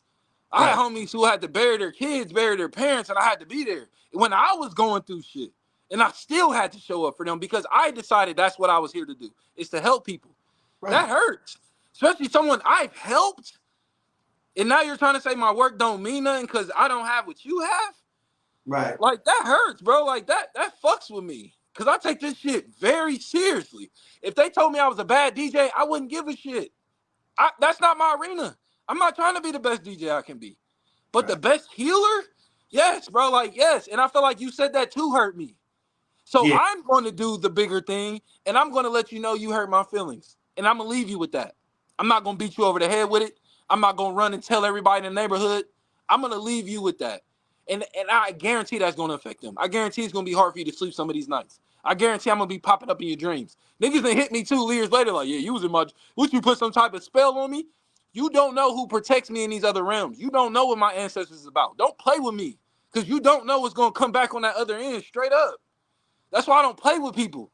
I've I, seen how quick shit can go left. I do not play with people. So if I get to that point, it's because I feel like I have no... You left me with no other choice. My back is up against the wall. I have no other choice. and I look at things like this, man. I mean, really, I didn't make it to. I'll be 49 in July. Uh-huh. I 49 being stupid. I didn't make it to 49 being no fool. You know what I'm Yeah. saying? I know that when I see grown people inviting people to fight or hit or something like that, I really do look at how grown are we? Because when you're above the age of 30 and you're not prepared to die, when you've invited someone to a physical altercation, then you got no business extending that offer. You At know what all. I'm saying? Because when I tell people you're not gonna put your hands on me, I mean just that. Because I'm willing, by the time you put your hands on me, I'm willing to go to the fullest extent of whatever I have to do to prove that you're not gonna put your hands on me. My kids are grown. My kids are very grown. I've lived well past the age that I thought that I would live. I never thought I'd live past the age of 21. I'll be 49 years old. So trust me, I've lived a wonderful life. I've met a lot of great people. I've had a lot of great experiences. So when I tell you I'm ready to go any day, I mean just that. So when I tell somebody, no, you're not going to put your hands on me, I'm not saying that you won't. I'm saying I'm willing to go to the fullest extent so that you will not. Period. So when I see these people in these physical altercations and stuff like that online, when I see people in these altercations online and these disagreements, like you said, I realize I have in mind shit can go left so fast. So Yeah. let me be the bigger person and withdraw myself from this altercation. Because as we start to talk strong as grown men, as we start to talk strong, especially when we get in altercations as men with females, you don't know who she knows. You don't Yeah. know who's willing to kill you over this woman. You don't Yeah. know who she can reach out to touch you. So words can escalate so fast. This is why we have to be careful when we have these online going back and forth. Like after the second time we go around, you got it. I have Yeah. nothing else to prove to you. By the time I hit that second comment in our dispute, I've made 4 to 5 points. And after that, I have nothing else to say. Either we're going to agree to disagree or we're going to disconnect. Those are my two resolutions, period. And Yeah, that's and that's how it has to be. You know what I mean? And this is what shows all of us can be held accountable in every situation. It's why I don't post my girl's ass on social media. Like, cause if somebody say something crazy, I'm gonna want to beat ass. Like, I know myself. So instead of rolling the dice every day, I just don't do it because I know where this can lead. When it comes to posting my achievements, you can go to hell. I'm posting that shit all day, every day. I allowed too many people in my teenage years, in my youth, in my 20s to dim my light and allow me not to be my best self because I was worried how people was going to perceive it. If you got an issue with me posting my greatness, unfollow my ass. I'm not stopping that shit. I'm going to post more. That situation yesterday, that's my pettiness though. This is how I'm maturing. This is how I'm learning to use my magic. I'm using my pettiness for good. I'm going harder now. I love when motherfuckers tell me I can't do some shit, or I'm not shit, or I'm not good enough. Oh, we gonna see now, ain't we? Like, cause I'm about to go hard, and I'm gonna post all my achievements now. Cause I don't post a fraction of the shit I be doing. So cool. Let's get out there. Let's talk about it. And this is what people that love me are telling me. Like, you need to be great. You need to step into who you are. I even see times when you kind of hold back, trying to let your buddies catch up. And this person, man, go full speed, full sprint. Go as hard as you can, no matter what anybody has to say. And that shit's always going to sting a little bit when we out here going against insurmountable odds to be great, and that black person over there in the corner, oh, they ain't all that. Yeah, that stings, bro. Because I want you to have love for me just how I have love for you. I'm not wrong for that just because of how they treat me. I want the same respect that I give, and I demand that respect. That's a part of my self-care. I like what Adrian said. She said, once some fuck shit is said, it's time to have some fun. I totally Yeah, agree. This high road shit is overrated. I'm yeah, going I'm gonna get on this platform and tell you this high road shit is too. You should be the bigger person type shit. No, no, no, no, no, no, no, no, no, no. Because I want you to feel what you're dishing out. This is not no. Oh, I can do it. It's cool when you do. It's a problem. No, it's gonna be a problem. It's gonna be a yeah. problem. Every single time. Especially, this is why I say I make myself so easy to love, man. I do. Yes. I really make myself so easy to love. I really go above and beyond, and I go hard for somebody that I love, whether it's Tim Russell, whether it's my woman, whether it's my family member. I go hard. So the minute that is taken advantage of or betrayed, I'm like, yo, you wouldn't like it if it was done to you. So I gotta make you feel this. I want to make you feel this so that way you know you can't do this to me because you don't like it when it's done to you. And this is where this high road shit is overrated because it's like, oh, you should be the bigger person. No, the fuck I shouldn't. Yeah. And what happens when you start off on the high road? You did, because that feeds into what Jay-Z says. Like, I show too much love for you to be a hater. Like, not even to just you, to everyone, for a motherfucker to hate what I'm doing. You know what I mean? So I'm starting off on the high road. Petty is my normal. I'm Yeah. starting off on the high road by not being petty in the beginning. So if you give me a reason to take that filter away, the filter's gone. You Yeah. don't get you don't get to communicate and comment on how I'm doing what I'm doing, because that would imply I got respect for you. The way I'm acting, the way I'm acting now, because all that respect is fluttering away. I can literally feel it leaving my body. You And, dig?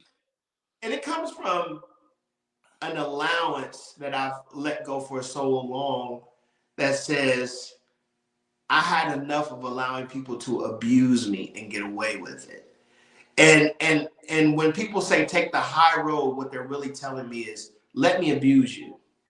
Yeah, Allow me to take advantage of you without any repercussions. And it came to a point in my life where I said, fuck no, no, I will not allow you to abuse me or manipulate me when you wouldn't like it if I did it to you. So that's with anybody. That's not one specific person. That's how I right. live my life now. When people say, well, you should be better than that. No, the fuck I shouldn't. I should be me. I should do what I do, and that's what I'm going to do. That's what I did. Like, and that shows, public public perception has nothing to do with our situation in hand. Most of us has been bad kids once. You could get picked on all day in class, but as soon as you slap the back of their neck, you going to the principal's office. They didn't see everything they did to you. So does that justify it? Because you're the only one that got in trouble? Does that make it right? Absolutely not. It goes to show the public doesn't care about that. And they don't care about that because if I call out a bully, I'm calling out the bully in them too. If I Right. call out a victim, I'm calling out the victim in them too. So everyone is connected to this shit. And the more we think we're not, is why we're becoming so insensitive. Is why we lack empathy now. We only care when somebody gets shot if we know them. Somebody Mm-hmm. getting shot is terrible. It should be terrible. If you always think it's terrible, there shouldn't be times when it's cool and times when it's not. If you think that it's an issue, to me, again, I go with the mob. Ain't nothing wrong with a little shooting as long as the right motherfuckers is getting shot. Straight Yeah. up. Straight up. You dig? That's universal law. That means now what you put into the world comes back onto you. So if you little Tommy done shot 10 people and now he shot dead, why are we mourning this man? Why do we feel sorry for what just happened here? You play silly games, you win silly prizes. That's how I was taught. And that makes very much sense to me. You know what I mean? All of these are philosophies I got from my mentors, my middle school coaches. They used to always get on us about that. There would be the two little kids in practice that they're yelling at and not talking to nobody else. I was one of those two. So I would always come to them like, bro, why are you going so hard on me? And they would educate me. Like, son, you should be worried when I'm not saying shit to you at all. When I come and say something to you, that's out of love, even if you don't like what I'm saying. But if I say nothing to you at all, that means I don't care about you. I don't care how you end up. I don't care if you figure this out or not. It's whatever. So I had to pay attention to that. I had to read energy. Most communication is nonverbal. So a lot of these motherfuckers be saying a lot of shit that's not being picked up on. The unfortunate thing about me is I pick up on all of it. I hear it all. And I'm going to ask you what you saying. Like, what you mean? I'm going to give you the chance to clear it. Because once you acknowledge it's disrespect, like I feel it's disrespect, the gloves is off. We backyard bare knuckle boxing now. We not in no ring with a ref and rules and rounds. We in the backyard with anything I can grab, and it's winner take all, and it's you versus me, straight up. And I think the distinction. I'm gonna read your comment, Adrian, but I think the distinction needs to be made to where I will acknowledge your presence. That doesn't mean I fuck with you, and that's not being fake. That's if we're in a room and I don't fuck with you, I can dap you up. I can look you in the face and like, what's going on, bro? This, that, and the other. That does not mean I fuck with you. You know, some people are like, oh, that's fake. If you don't fuck with them, what you speaking to them for? I can speak to you, but ask me to hang out or do anything like that. I'm not fucking with you, bro. I'm not going to allow that much of my time or real estate to be invested in you whatsoever. But I can speak and still not be passive aggressive with it. You know what I'm saying? And if you were to come to me and say, well, do you have a problem with me? I'll say, yes, I do. And this is the reasons why. But that's what people need to realize is like, you know, I'm real all the time. So if I don't fuck with a motherfucker, that means I ain't speaking to this, that, and the other. Nah, you know what I'm saying? You don't affect me to that point where I'm like, you in the room, hey, what's going on? But because I get a bad vibe around you, we not hanging out, bro. We not discussing nothing. We having that one salutation and that's it. Now, if it's blatant, if I know we're really enemies, no, I'm not even speaking, bro. I mean, I'll walk past you. But if it's just something where I don't vibe with your energy or I just don't fuck with you like that, I'll speak, but I just keep it moving. Yeah, and I feel the same way. I don't, I'm the same way. I don't have a personal issue with this person to where your life is affecting who I am and what I do, but I don't want to hear your name in conversations. I don't want to see pictures of you. I don't want to know how your wife's doing. I don't care. Like, keep that motherfucker away from me. And I'm going to stay away from them. I'm going to do my part too. I'm going to stay away from them. I'm not going to show up to their birthday party drunk, arm around them. I'm going to do my part too. But at the end of the day, I'm not wrong for holding someone to the accountability that you hold everyone else to. That's how I do. If I ever judge, it's fairly. I'm judging you how you judge the world, how you judge other people. Because you best be living to that same standard. I'm watching you be the fucking Hitler about making sure everybody else do, but you don't have to do it. See, that's where people like me step in. That's where I come in. I audit the auditors. I'm coming in to make sure your manager is doing their fucking job. I'm not under nobody listening to what they talking about. I'm making sure everybody holding everybody accountable, because that's what's wrong with the world now. It's a small percentage of people trying to hold everyone accountable, but they don't have to be held accountable. That's not a society then no more.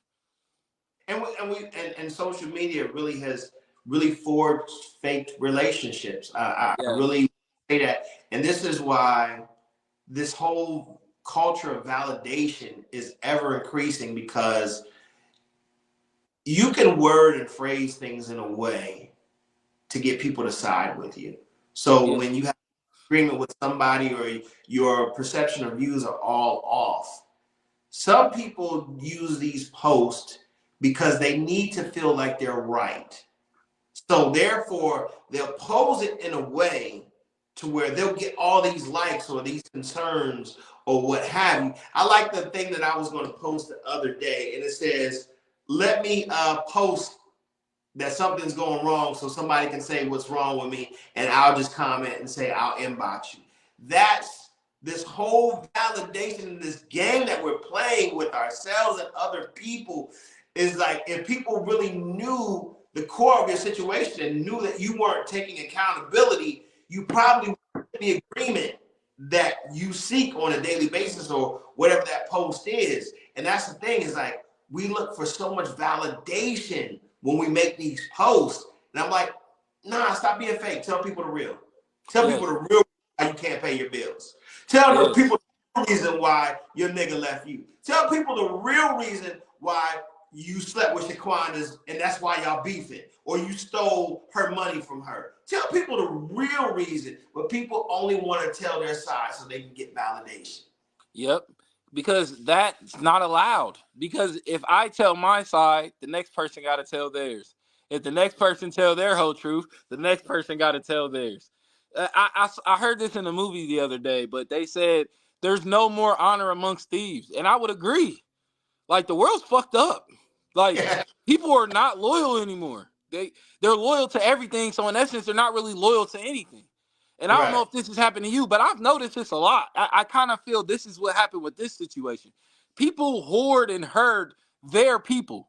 And if you try to come in and market or promote or poach their people, they're going to start being at odds with you. If you're trying to take their attention and their laughs and their likes, they're going to be at odds with you. Right. And that's how I know people aren't being bred and raised into this togetherness. All of my homies, I think their businesses can be successful. Why mine is successful? Not one business, so I think we need to sacrifice so we all can win. I think we all could win, genuinely. Do I think we're all going to win? Absolutely not. And it's mindset. It's these situations right here. It's because, like you said, them winning is more important than anything else. At that point in the conversation, that's when I remove myself. And I'll tell them, like, you know what? It seems like you really need a win. I'm going to let you have this. You're not even reading what I'm saying or responding to what I'm saying. You're arguing with yourself right now. And you throwing jokes in there. Look like somebody sitting with you or watching this conversation. I'm going to let you have it because my Yeah. life's pretty good. I don't need a win in an argument on Facebook. Like, that's not going to make me feel better about my life. You It's dig? called, So, Adrian said, it's called being mature and cordial. Doesn't mean that you got to be buddy buddy. Black people have got to stop competing with each other, and that could be, well, I would agree with that, but I'll go even further. Is we need to really understand and get to know who we are. yes. The good, the bad, the ugly. The narcissistic culture that we're creating is people only want to look at the good qualities of themselves and they do not want to accept the dark side of who they really are. The things that they have done in their past that caused them to be the individuals that they are today. You can easily say that you should not reflect on your past and the things that you should look forward. But the things that you have done in your past are the makeup of who you are now. And until you accept that, you're going to develop this narcissistic behavior and this entitled behavior because I'm good, I'm good, I'm good, and all good things should happen to me. No, the fuck they shouldn't. You've Right. done that cause yourself to get in the predicament that you are in right now. And until you can accept that, of course, you will not embrace who you really are. So when something threatens that dark side or threatens to expose that dark side, now the ugly starts to come out of you. Now you got to continue to hide that ugly that's in you while at the same time you're still trying to wear this mask like I'm good, I'm good, I'm good, and you're warring within yourself. Am I preaching to somebody today? Because I feel like I am. Are you talking? At the end of the day, because I feel like this truth is coming out.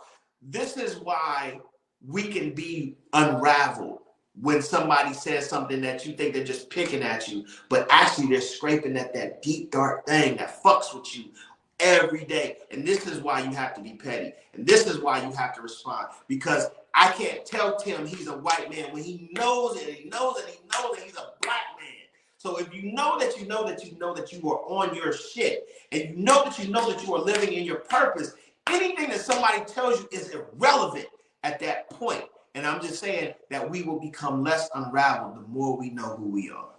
I agree with that. I definitely agree with that. And that process is a journey. And all of these things that you're saying is 100%. You know what I mean? This is the road to healing. and it's a long road. This is why we need grace, because we're going to stumble along that way. Sometimes we're going to sit in a ditch on the side of the road. Sometimes we're going to be pointing our thumb looking for a ride. Sometimes we're going to be calling a cab. Like, we just want to make sure we're progressing. You know what I mean? So that's where the grace comes in, and that's where blowing up needs to be allowed. I think everybody's entitled to a meltdown.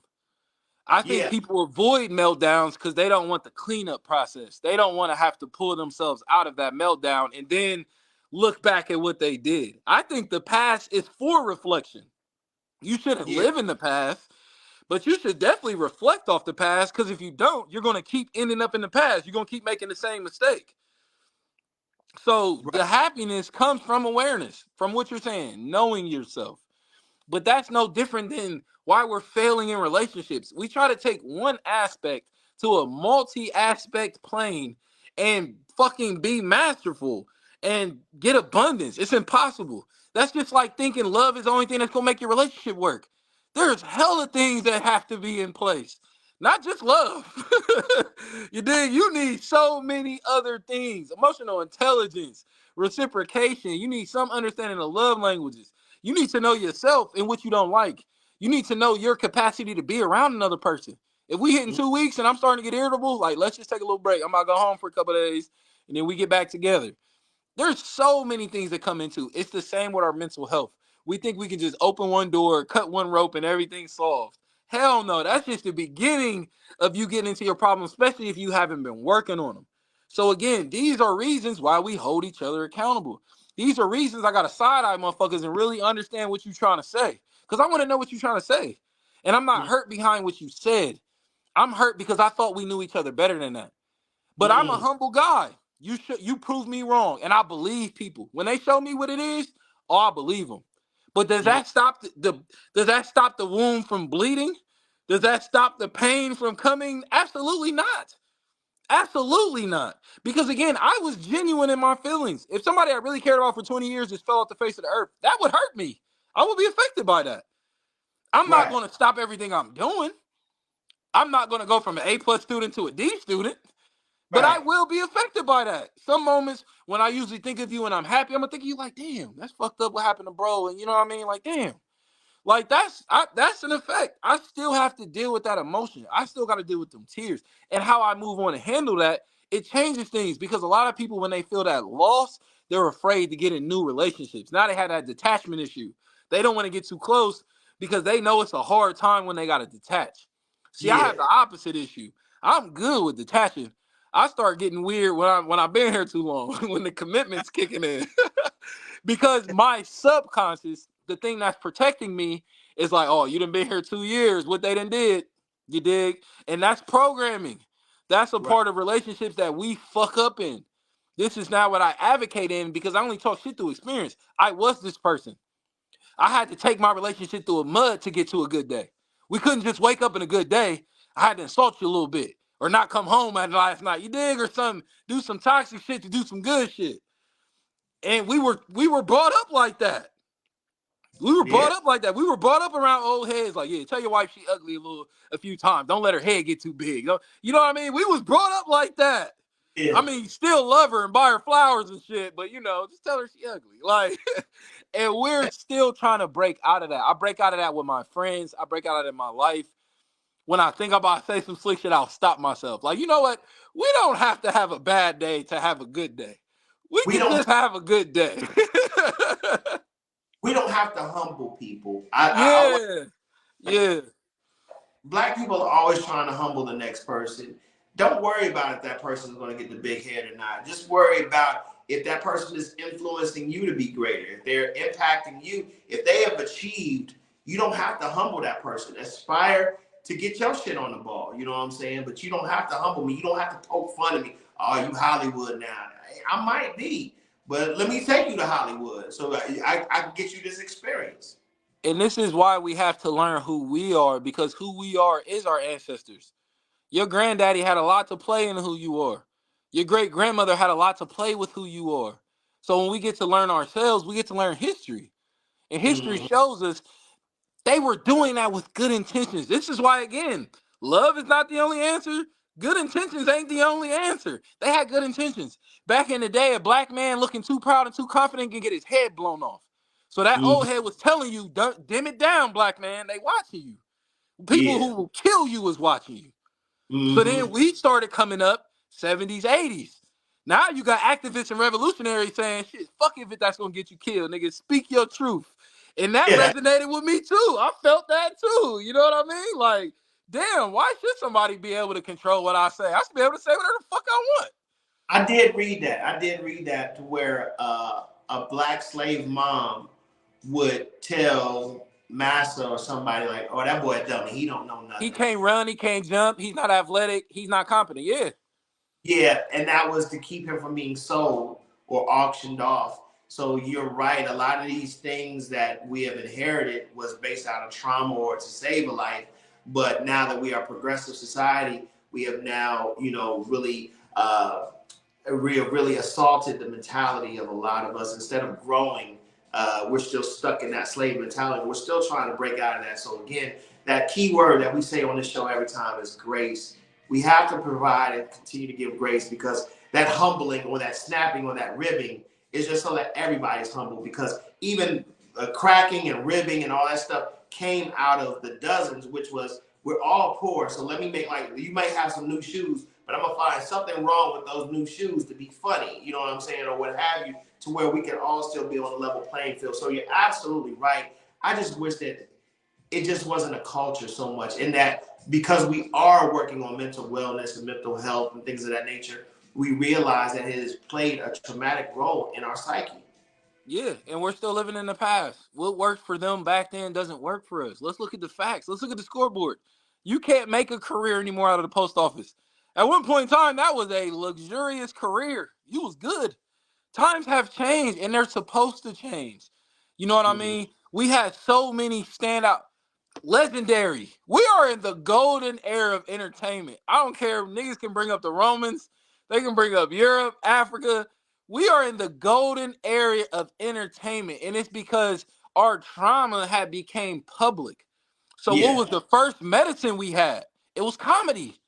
It was Right. comedians. We had the golden era of comedians. Back from the 60s to today, I Yeah. don't think there's been funnier people on this earth. I would argue. You can bring people back from the dead. I would argue there ain't been funnier people on earth than Richard Pryor's and Dave Chappelle's and Bernie Mac's and Red Fox's. What? But why were they so funny? Because we were hurting and they were telling the truth. And the world wasn't it like it is today. You can't go to Giant Eagle and get a bottle back then. You couldn't go to the dispensary and get a blunt. So all we had was comedy. All we had was making fun of each other to at least see each other smile. To at least each other make each other look good. Another slave mentality. You tell Mm-hmm. somebody you mentally hurting, oh man, her brother just died, but she's cute though, so she good. Like, huh? Like, what the fuck does that mean? Looks ain't got nothing to do with how you feeling on the inside. Oh, well, she can't keep it, man. Her baby dad keep leaving, but she pretty. She got a body, so she be all right. Like, excuse me?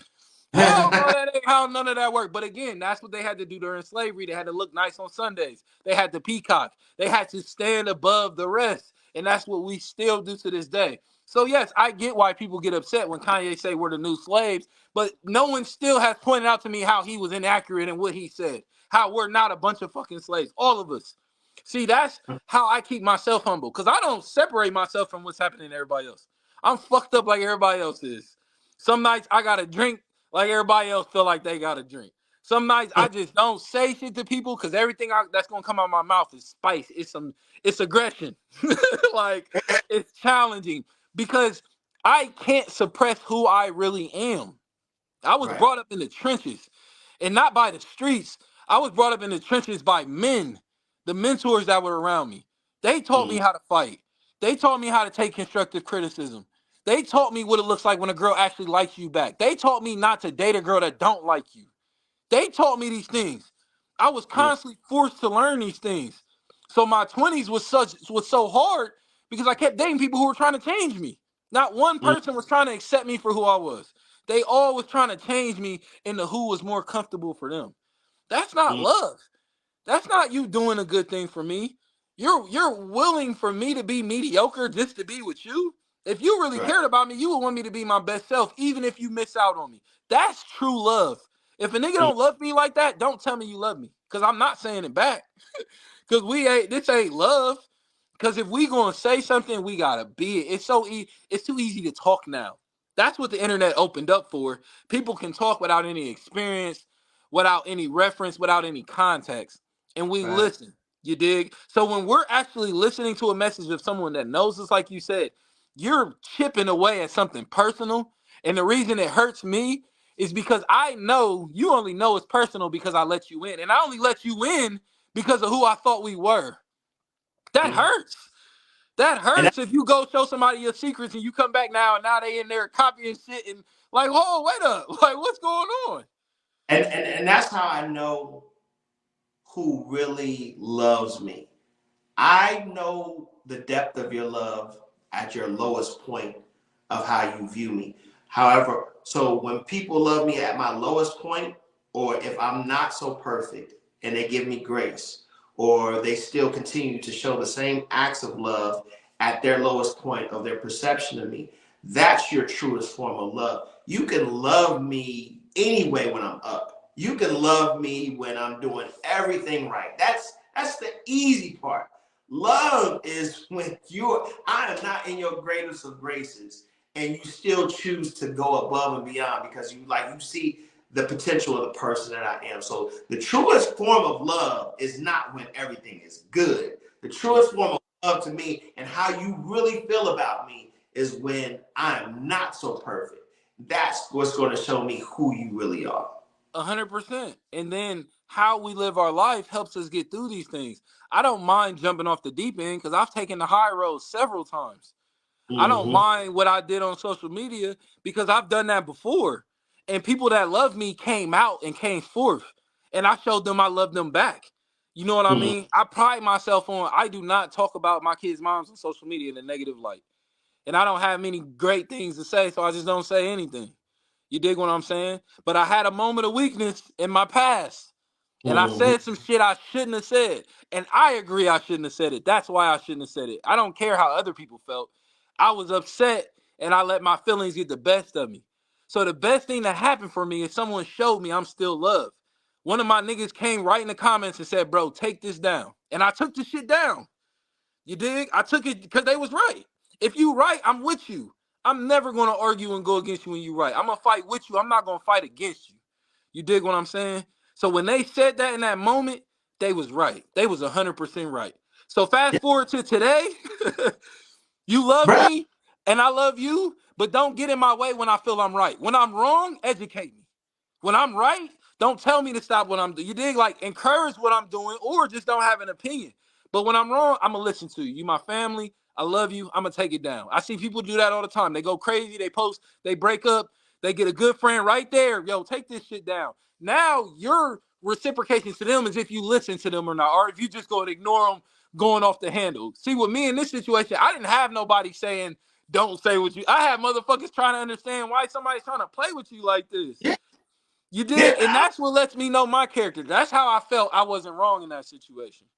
That's why I want anybody to, people can say up and down. I want to address this. Give us a little bit of grace today. Yeah. Uh, Jay-Z said when he shot his brother, and y'all go back to the song "You Must Have Loved Me." That's the song on volume 1, and the song was talking about when Jay-Z shot his brother. And he was like, damn, I just shot my nigga and ran off into the night. It was not my nigga. He said, damn, how could I go out that way? Still, you asked to see me in the hospital the next day. You must have loved me. Like, I shot my brother.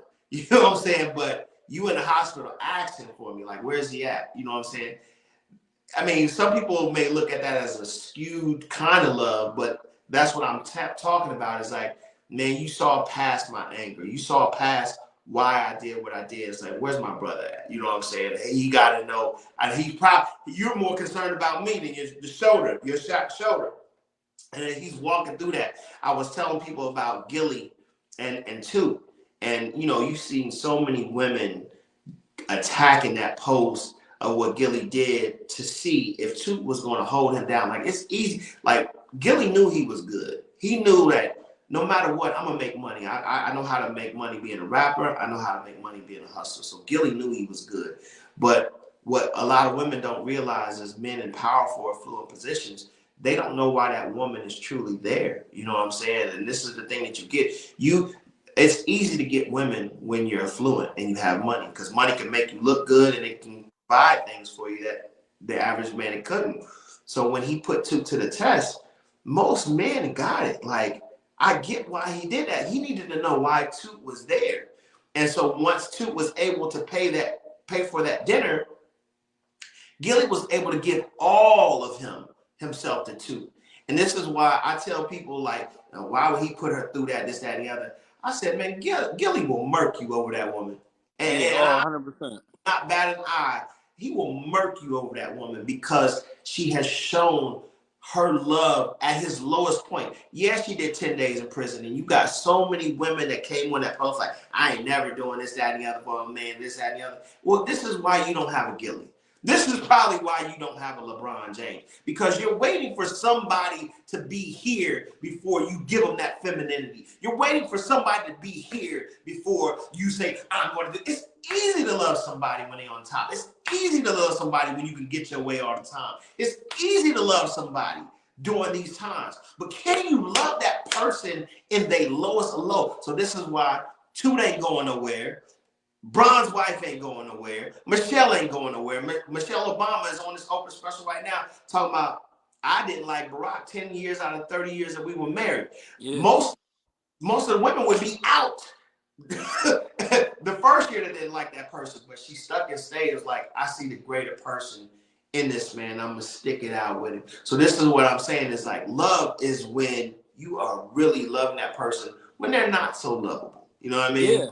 And black men, I feel like we've mastered that. And I think that's why so many black men know their worth now and they're tired. We're tired of rolling the dice to see if we're gonna get our love on the back end. Like, we need that shit up front now, straight up.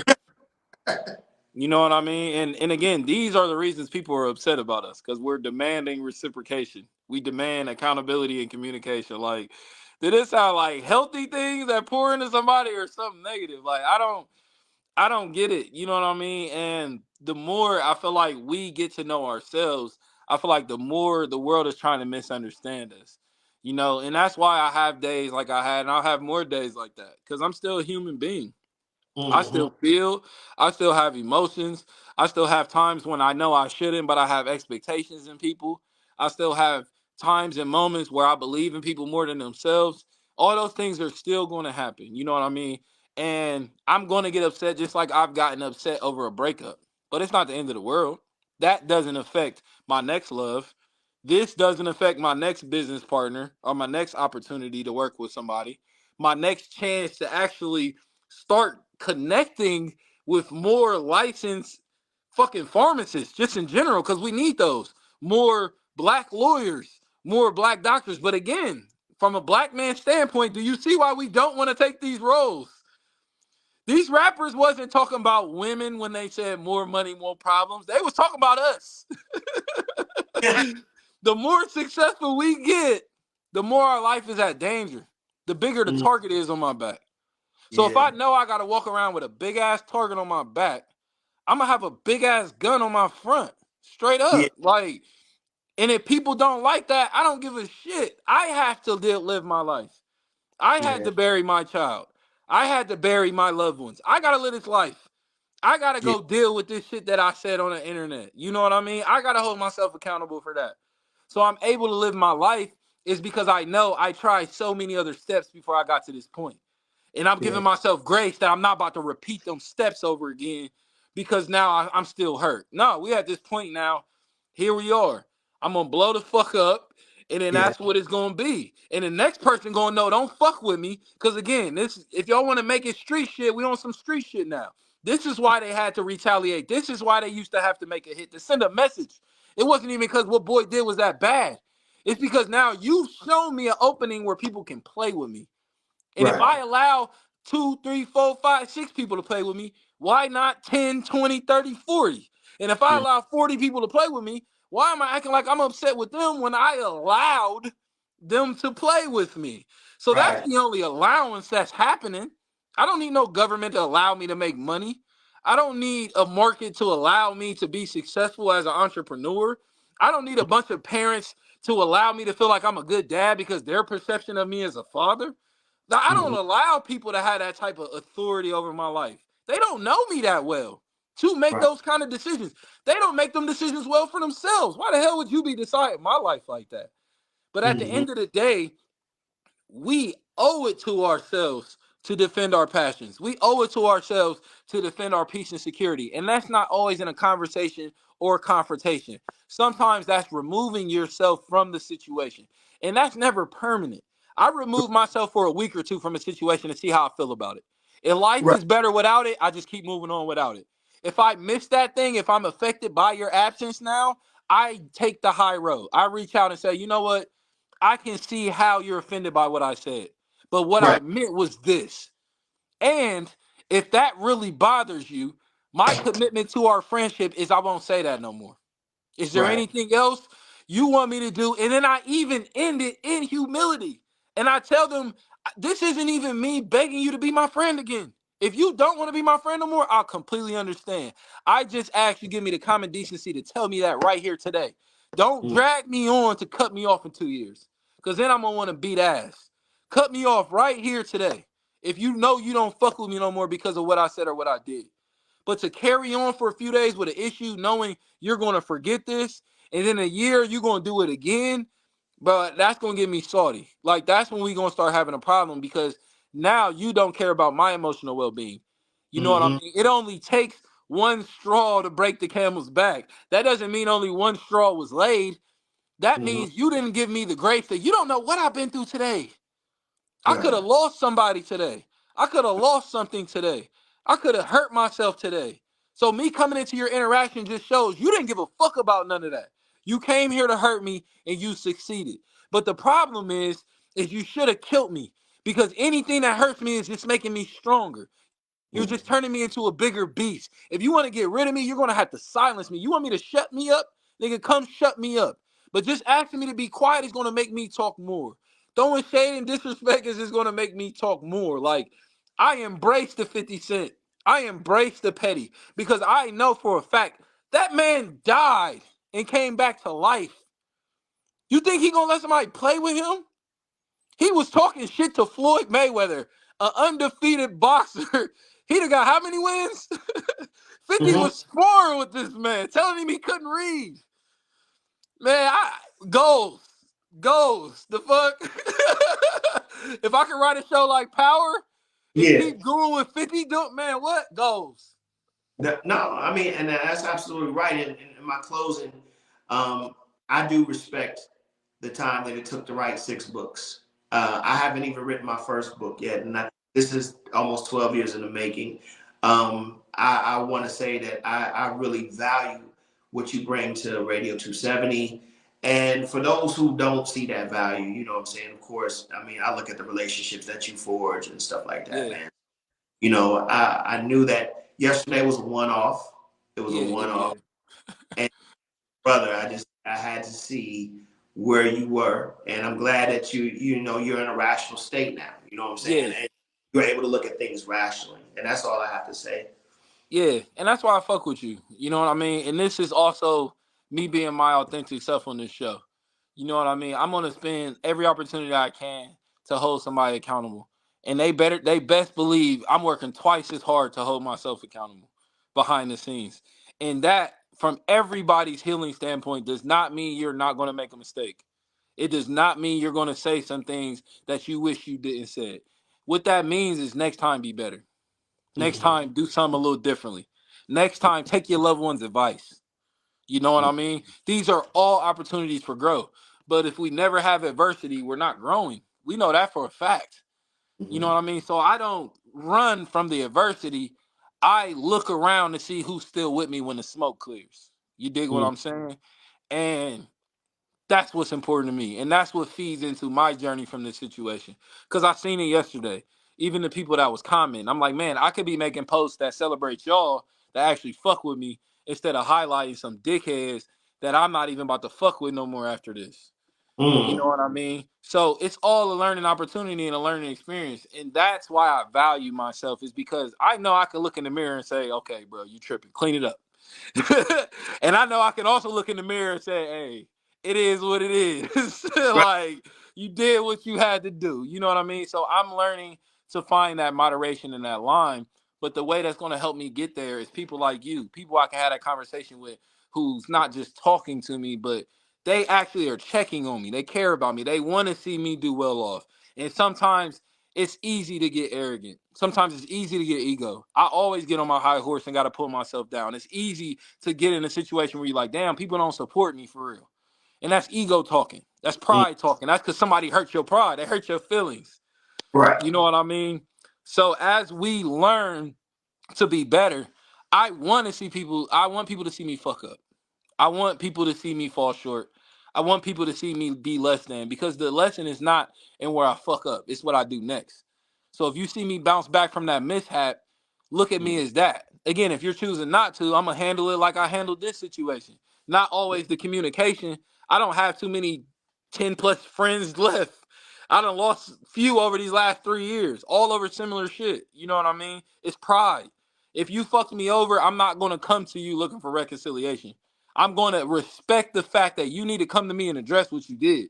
And if you never come to me and address it, we'll just never speak again. I'm not Mm. cleaning up people's messes no more. And that's what I had to step out of. That's why this shit's so personal to me. Because I've been in the fucking mud with other people that was in the mud, with these higher ups, with these companies, these brands, these athletes, these entertainers telling us we're not good enough and we're not going to be the next sensation and you're not going to make it out of Ohio. And we got to listen to that shit. I don't need no more negativity being piled on. I have enough. Mm. I have an interaction with a cop. It's negative. I have an interaction with my job. It's negative. I have an interaction with my past. It's negative. So the people in my present, I need positivity. Not all the time, but that's what we have to lead with. And when we don't hold people accountable for being positive in our lives, we're allowing the disrespect. I can't allow nobody to disrespect me, because if one come in, everybody got to come in. So nobody can disrespect me on any level. You know what I mean? And when I talk about it like that, that's what throws people off. That's when, again, what you were saying comes into revelation. Niggas know me as a cool school kid and a hooper. Niggas know Mm. me for poems and freestyling and doing the grind and beat on the lunchroom table. Like, I'm an entertainer. I like to see people having fun, because I've seen Right. people in pain my whole life. So I want to see Right. people having fun. I want to see people laughing, smiling, toasting, somebody cooking, cards, podcasting. You know what I mean? And I Mm. understand we had to break some eggs to get here. Same as being fathers. There's still people who don't think the black man's an adequate father. That shit breaks my heart. It Yeah. breaks my heart. I take that very personally. I posted that shit the other day from the 80s when they had a bunch of single moms just saying, like, I don't see the value of the black man in the home. You know, and they're saying, like, you're okay with being a single mother. Like, yeah, I think I can do it. I seen my mom do it and my dad wasn't around. That shit breaks my fucking heart having to watch that, bro. Having to see a black woman speak about us like that. But where I choose to repurpose my life is I choose to still love them anyway. I choose to give them grace. It's easy to hate the black woman as a black man right now. Let's call a spade a spade. We have enough ammo to not like them, but it's not their fault. They were programmed just like we were programmed. Someone hated on them just like someone hated on us. They were denied the love they felt they deserved just like we were. So if I treat them how they treat me, what makes me any better than them? Mm. The best thing I can do is lead with love or completely leave you alone in every facet, every fucking way I can think imaginable. You know what I mean? And that hurts. I don't want to have to cut people off. I don't want to have to not have my homies around from elementary. We got inside jokes and you know what I mean? We got history. That shit hurts. But is that hurt greater than the hurt I know I'm doing to myself by not addressing it? Absolutely not. Under no Right. circumstances. Under no circumstances. I always find myself protecting myself. And if I Mm. have to protect myself against you, I have to question why my defense and guard need to be up. Because again, Right. let's call a spade a spade. Somebody only defends themselves when they feel like they're being attacked. Mm-hmm. So if we keep letting all this shit slide, none of us are going to be able to heal, because now we can't address anything because I let you do it for 4 years. So I'm going to look like an asshole trying to be mad about it in year 5. Mm-hmm. If I say something about it on the first date, I'm gonna look like an asshole about talking about relationship shit when we're getting to know each other. For which, for me, this is a part of the process. Right. You know what I mean? That's something women haven't figured out about men. We don't date how women date. We truly are trying to get to know you. And I could think you're the most attractive person in the world. And I get to know you in 2 days and think you're a piece of shit. I'm cool on you. I have no more feelings towards you. And women don't get that with men. A man will move you into his crib, take you on a vacation, pay your rent, and then not call you next month. And they're just like, what the hell? Like, because since he got to know you. And that's how dating works. I'm not getting into this relationship because I think it's going to work. I'm getting in it because it has the potential to work. But there's a huge chance that it won't. So what are me and you prepared to do if it doesn't work? That's what I think of a relationship basis. Anybody can enjoy you on a good day. But like you said, how are you on my bad days? Because that's going to let me know our dynamic. And if I can't hold you accountable for that, we don't have a relationship. We can call it whatever we want, but it's fake. So all this shit on the internet is fake now because people learning all these new titles, but they don't learn how to be held accountable within that title. Or they do for other people, but they can't see when they're the ones doing it. And that's how we grow. We all hold ourselves accountable. I'm sure there's a lot of men who's dealing with that now, 30s and 40s. Like, your wife is talking to you like a little ass boy. He don't want that, sis. Like, you don't, like you said it perfectly. You don't have to humble everybody. Let the universe humble them. Let life humble them. That we are not the fucking gatekeepers to motherfuckers' lives. Like, that shit is so crazy to me. But again, I can't be mad at them because we allow it. I can name many instances through my past where I allowed it. And I knew exactly what this person was doing, and I gave them a benefit of the doubt, and it blew up in my face. And what did I do? I was human. I got upset afterwards. It wasn't right, but I was mad. What? You did some shit I knew you was gonna do. What the hell? Like, I was upset. You know what I mean? And it's selfishness. That's the narcissist. That's what you were talking about. I was upset not because you're a bad person. I was upset because I can't use you anymore. I didn't get anything from you. You can't benefit my life anymore. You know what I mean? So even when I'm blowing up, even when I'm upset with somebody, I'm still trying to see how I'm wrong. I'm still trying to see how I could have handled this differently. And if we get to this conclusion again and I couldn't handle it any differently, you better be expecting that same nigga you seen last time. Straight up. And that's all I can do. If people expect any more out of me, they can go to hell. I can't do no more. I can just do me, and that's it. I can't be who everybody wants me to be. I can't be what's gonna make this person comfortable. I can't come in a room and dim my light because your light been turned off the last 10 years. That sounds personal. Yeah, You know what I yeah, mean? Like, and I absolutely. and that's the situation, you feel me? I wanted to leave with that with that young lady. Like, again, it's all love. Like, even when somebody see me spaz on them, it's all love. You know what I mean? But don't give my people misinformation because I'm going to check you every time. I'm going to educate you every time. You dig? Therapy is for everybody. Don't let no white person, don't let no nonsensical person tell you you got to go see a shrink or you need to go through insurance. Therapy is for everybody. You should be having therapy in your home with your kids. When you and your relationship have your 2 days to talk, that's therapy. Everyone should be doing therapy. You don't need no fucking degree, no license, or anything to be your best self and heal yourself. That shit Mm, sounds dumb. You know what I mean? That's the part that offends me. It's too many of my people not getting credit because somebody trying to nitpick your journey. Are they winning? Are they helping people? Are they being successful? That's what we need to pay attention to. But we can't have these relationships and we can't build these communities if we're just going to allow these motherfuckers to snicker and fucking back talk and downplay what people, the greatness. They need their flowers. You know what I mean? They need their flowers. And I'm going to enforce it. Niggas is going to have to shut me up. Period. I won't be silenced, man, because I got a big heart and I feel. You know what I mean? And this agenda's been pushed on me my whole life. My mom's yeah. told me my whole life, you take shit too personally. And I've told her every time, y'all don't take shit personally enough. Straight up. Like, Hmm. this is who I am. I'm going to be me.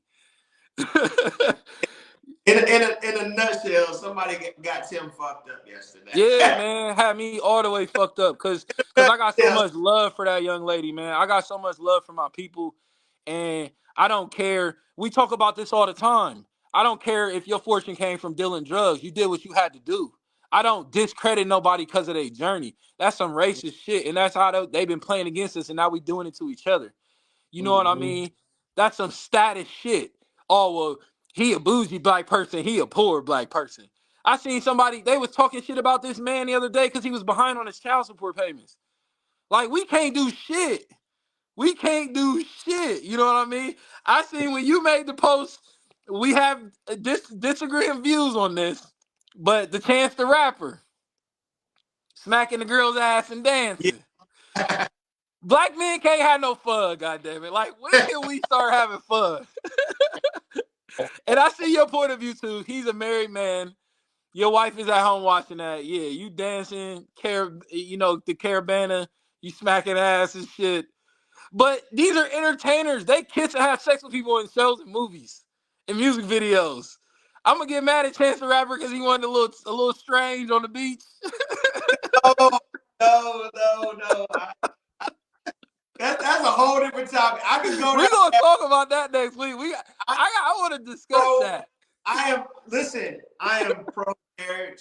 I am pro anti-fidelity. I am so this because of so many reasons, and we definitely gonna talk about that. But that's why you know me. I am pro marriage.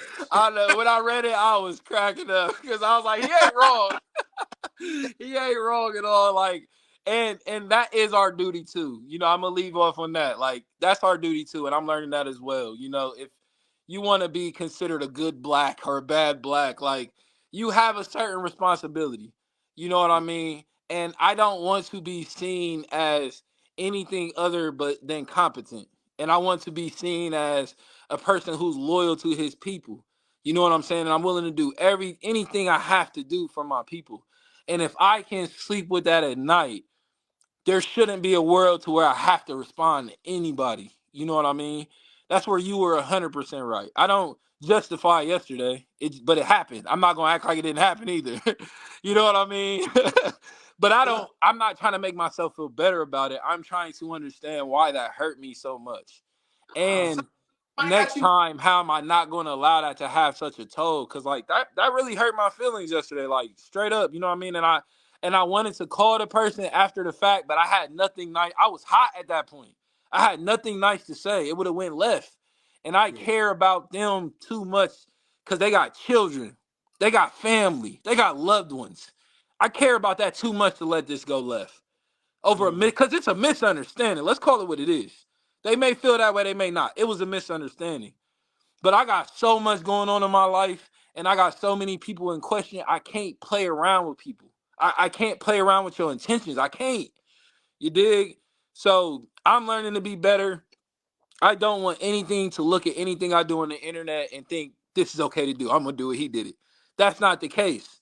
You know what I mean? And I'm gonna work on myself finding new outlets. Like even as you're healing, sometimes people got you fucked up, straight Yeah. up. That's we gotta land the plane, ladies and gentlemen. But in a Yeah, nutshell, man.